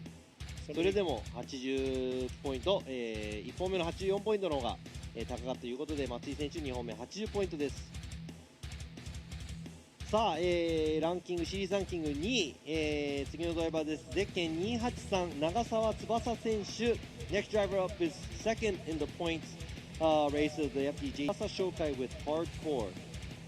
Got an 82 for his first qualifier run. He's getting the thumbs up, ready to go. Going to be really aggressive here. Got a 2J under the hood now. More power, more fun. Here he is coming out. Entry probably wasn't what he wanted, but here he is making up for it here through outer zone 2 to outer zone 3. And just roasting the tires through the finish. 今のは、アウトゾーン1に届かない感じ、スリーポイントの部分、勢いがなくなってしまいました。そのオーバーね、勢い十分といったところなんですが、アウトゾーン4に行く部分も、こちらですね、ちょっと、待ってるかなっていう部分がありますが、全体的にスコアが何ポイントになるか。I'd have to say right here, he initiated where he wasn't supposed to, so he had to kind of wait to adjust his car to go to the outside zone 1 where he misses a good amount. So that's going to hurt his style score and his line score. And it looked like he had to shallow up too. So overall, I'm not going to say that that's the cleanest run that Nagasawa can do. Got a 71 right there. So 82 is what he's going to bank on to get him into the top 16. いや今の走行、長澤選手2本目71ポイントということで、1本目の82ポイントで、予選、通るか通らないか。そして現在FDJ2 ポイントランキング一番上トップのドライバーが最後に登場。ゼッケン270堀内陸斗選手。Car number 270 Rikuto Horiuchi from Horiuchi Factory. He is sitting leading the points ranking of FDJ2. Let's see what kind of run he will be doing. This is the last qualify run we have today. 本日予選最後の走りどう締めくくってくれるか。 Here he is, got an 82 on his first qualifier. Like Robbie said, last run of the day. And then tomorrow we will be going into the tandem battles of the top 16. And look at that, beautiful job, ripping around, riding that line, just missing outer zone 2 though. No, that's not what he wanted. And a huge transition there in outer zone 4. ちょっとですね、アウトゾーン1の部分はまあタイヤが出てる出てない関係なく深い角度で踏みっぱになれてすごくかっこよかったんですが、その他の部分ですね、こちらアウトゾーンにアウトに寄り切れず、そしてこちらも少しですね勢いが、なくなっていってしまって、まあ、スタイル得点としては少し、下がってしまう部分あります。まあ、前半がいい後半が悪いとかそういう走りになってしまいますと結局全体的にやっぱり、うまく走っているドライバーが得点を伸ばしてくると思いますが、でもね、1コーナーの部分、角度もすごくついてて、アクセルオン、アクセル回転長くてかっこよかったんですが、全体的にまとまりがいまいちかなという部分です。さあ予選がすべてのドライバー、41台のドライバーが予選終了いたしました。ここ奥指さあ81ポイントです。さっき82ポイントを取って2本目が81ポイントと、80ポイント台に入れてきている堀内選手の2本目でした。さあ、全ての走行が終了したところで、誰が何位通過しているのか全く僕らわからないです。We don't know anything about who made it and who didn't make it through. We kind of know who made first, though. I know, I think we know who made it first. さあ、ですね、ようやく40数台の車両が走り終えました。ここ2022年横浜タイヤプレゼンツフォーミュラドリフトジャパン FDJ2 Round 4. That's it for the 2022 Yokohama Tire Presents Formula Drift Japan FDJ2 Round 4 here at Okubiki Motor Park Gymkhana Course, Shiga Prefecture. 滋賀県にある奥吹モーターパークジムカーナコースの、予選がすべて終了いたしました。これからですね、1位の、予選の走り、予選1位通過した予選の走りをちょっと見ていきたいと思います。Let's go ahead and check out the first qualifying run that we have here today.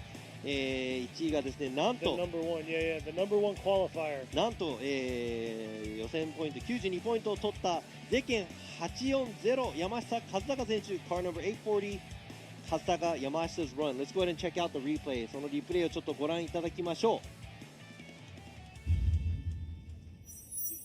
う。さあこちらですね、1本目の走りなんですが、こちら素直にギアを流し、ずーっとアウトラインを通り、ずーっとアクセルを踏みっぱ、もう車の後ろ見えないですね。Can't see the back of the car because he's on throttle the whole time, right on the outside line, the outside zone. And I would have to say, if not the most stylish run, but it's the most cleanest run. 一番スタイリッシュな走りかと言ったらそうではないんだけど、すべてスムーズ、そして的確に、素晴らしい走りをできた、山下選手、今回奥吹きラウンドでの、予選1位通過ということですね。まあ今日はですね、まあこのコース、スゴのラウンドとか、FDJ2、FDJ1 のラウンドと比べるとちょっと小さめのコースを初めて、来ましたが、What do you think about this run or this track? Because we came from Sugo, we were seeing other various FDJ2 rounds and FDJ rounds. This is a little bit of a tighter track. It's a huge adjustment, but just like the Pro Series that we're going to see next weekend, they're going to be making huge adjustments also with their track setup. It's a tight course. This is what Okubuki is known for, is a very tight course. But I know a lot of fans out there are disagreeing. They don't like Outer Zone 3 to Outer Zone 4 transition. But that's where, like some of them are saying, it's breaking. Who wants to make it to the pros? That's what we're trying to find out, because this is the feeder series into the Pro Series. そうですね、やっぱり FDJ2 なので、やっぱり FDJ に上がるため、そして、まあ架け橋となる、まあシリーズなんですが、フォーミュラドリフトジャパン来週末ここで奥吹きでありますが、同じく、少し調整、少しコースが変わってくるので、それに調整しなきゃいけないドライバー、そしてその調整をうまくできたドライバーがもちろん予選を通過、そして、追走を勝ち残っていく、ドライバーだと思います。そして、みんながねこのアウトゾーン3から4に行くところがちょっと気持ち悪いなっていうコメントもよくあったんですが、そういうコースをうまく走れた人がもちろん、通過、予選通過、高いところで通過、そして明日の、バトルも勝っていけるんじゃないかと。やっぱりねプロということで、このプロの FDJ1 の架け橋となる FDJ2 なので、やっぱりそこの架け橋となる、練習用として、参加するドライバーもいますし、こちらでバトルをどんどん進めていきたいというドライバーもいますので、ここで腕を磨いていただいて、明日、そしてこの先もですね、フォーミュラドリフトジャパン J1 の方も、どんどん来てもらいたいなと思います。Hoping to see a lot of the drivers hoping to see a lot of the drivers to come back to the FDJ1 after the series too, because I'm looking forward to seeing the new talent that we have. Exactly, It's the very new talent that interesting. we already have is actually doing a phenomenal job in the Pro Series, so we'll definitely see how these guys are going to pan out tomorrow in the Tandem Series, or Tandem event tomorrow. そうですね、明日の追走はまた、予選と違いますので、今まで去年の FDJ2 でも活躍してきたドライバーが FDJ1 に上がってかなり今年も活躍しているのでね、今年 FDJ2 を走っているドライバーたちにはすごく期待している、ところもありますが、長々と皆さん、お付き合いいただきありがとうございます。そして、コース清掃の皆様ありがとうございます。そして、今日遊びに来ていただいた、お客様の皆様と、走行予選通ってないドライバーの皆様本当にお疲れ様でした。Thank you for you guys sticking around for the live stream. We really appreciate it. All the guys on track, thank you very much for cleaning up the track and also laying down the lines. And everybody who came out here to support the series, thank you very much. And thank you, Kenny. And thank you to all the drivers. You already know. Thank Robbie for this. He did a lot of talking. I just did a lot of sitting. I mean, thank you to also all the drivers and teams that even came out here who did and didn't make it through the qualifying. I hope to see you guys in the next event, but we'll be back again tomorrow. 明日はですね、配信がまた、11時50分から、朝11時50分から、ベスト16の方、セレモニーの方に入っていきたいと思いますので、皆さんぜひ足が運べない、方々、ぜひライブストリームの方ご覧になっていただきたいなと思います。If you can't make it out here, and a lot of you who are listening to the English side cannot make it out here most likely, so make sure you tune in. Tomorrow morning it's Japan time, 11:50 in the morning. We're going to start the top 16 opening ceremony, and after this we're going to be on stage here if you're here. こちらですね、予選の表彰式が、この後16時から、ステージの方で行われますので、選手の皆様、そして、来ていただいているお客様の皆様も応援しているドライバーなど、見に来てください。そして今日は長い間本当にお疲れ様です。ありがとうございます。Thank you very much, Kenny. And make sure you tune in tomorrow. 明日みんなthis guy's the man. No, this guy's the man. さあ皆さんありがとうございました。そしてジャッジの皆さんもね、今村、ジャッジ、そして深田ジャッジ、明日も、お付き合いお願いいたします。ありがとうございます。そして皆さん明日バイバイ。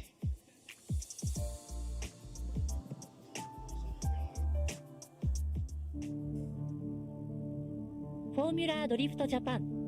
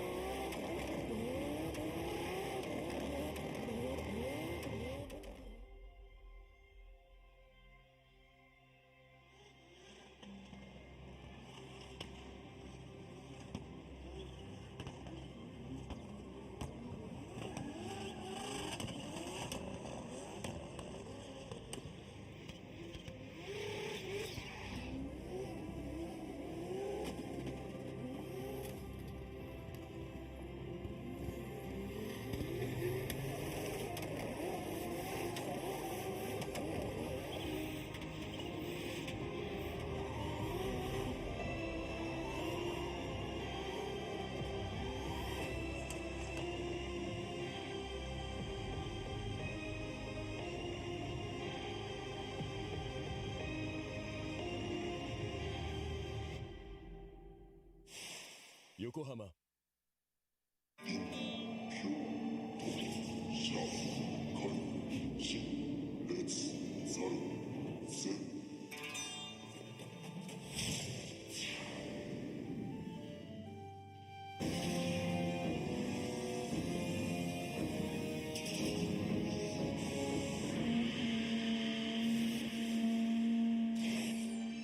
Ultimate lubricant.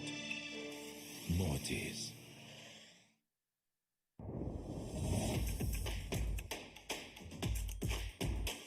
the brightness. Call brilliant.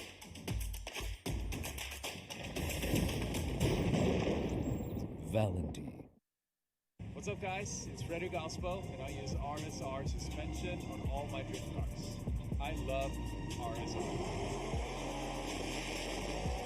Iyo RSR Ichiban.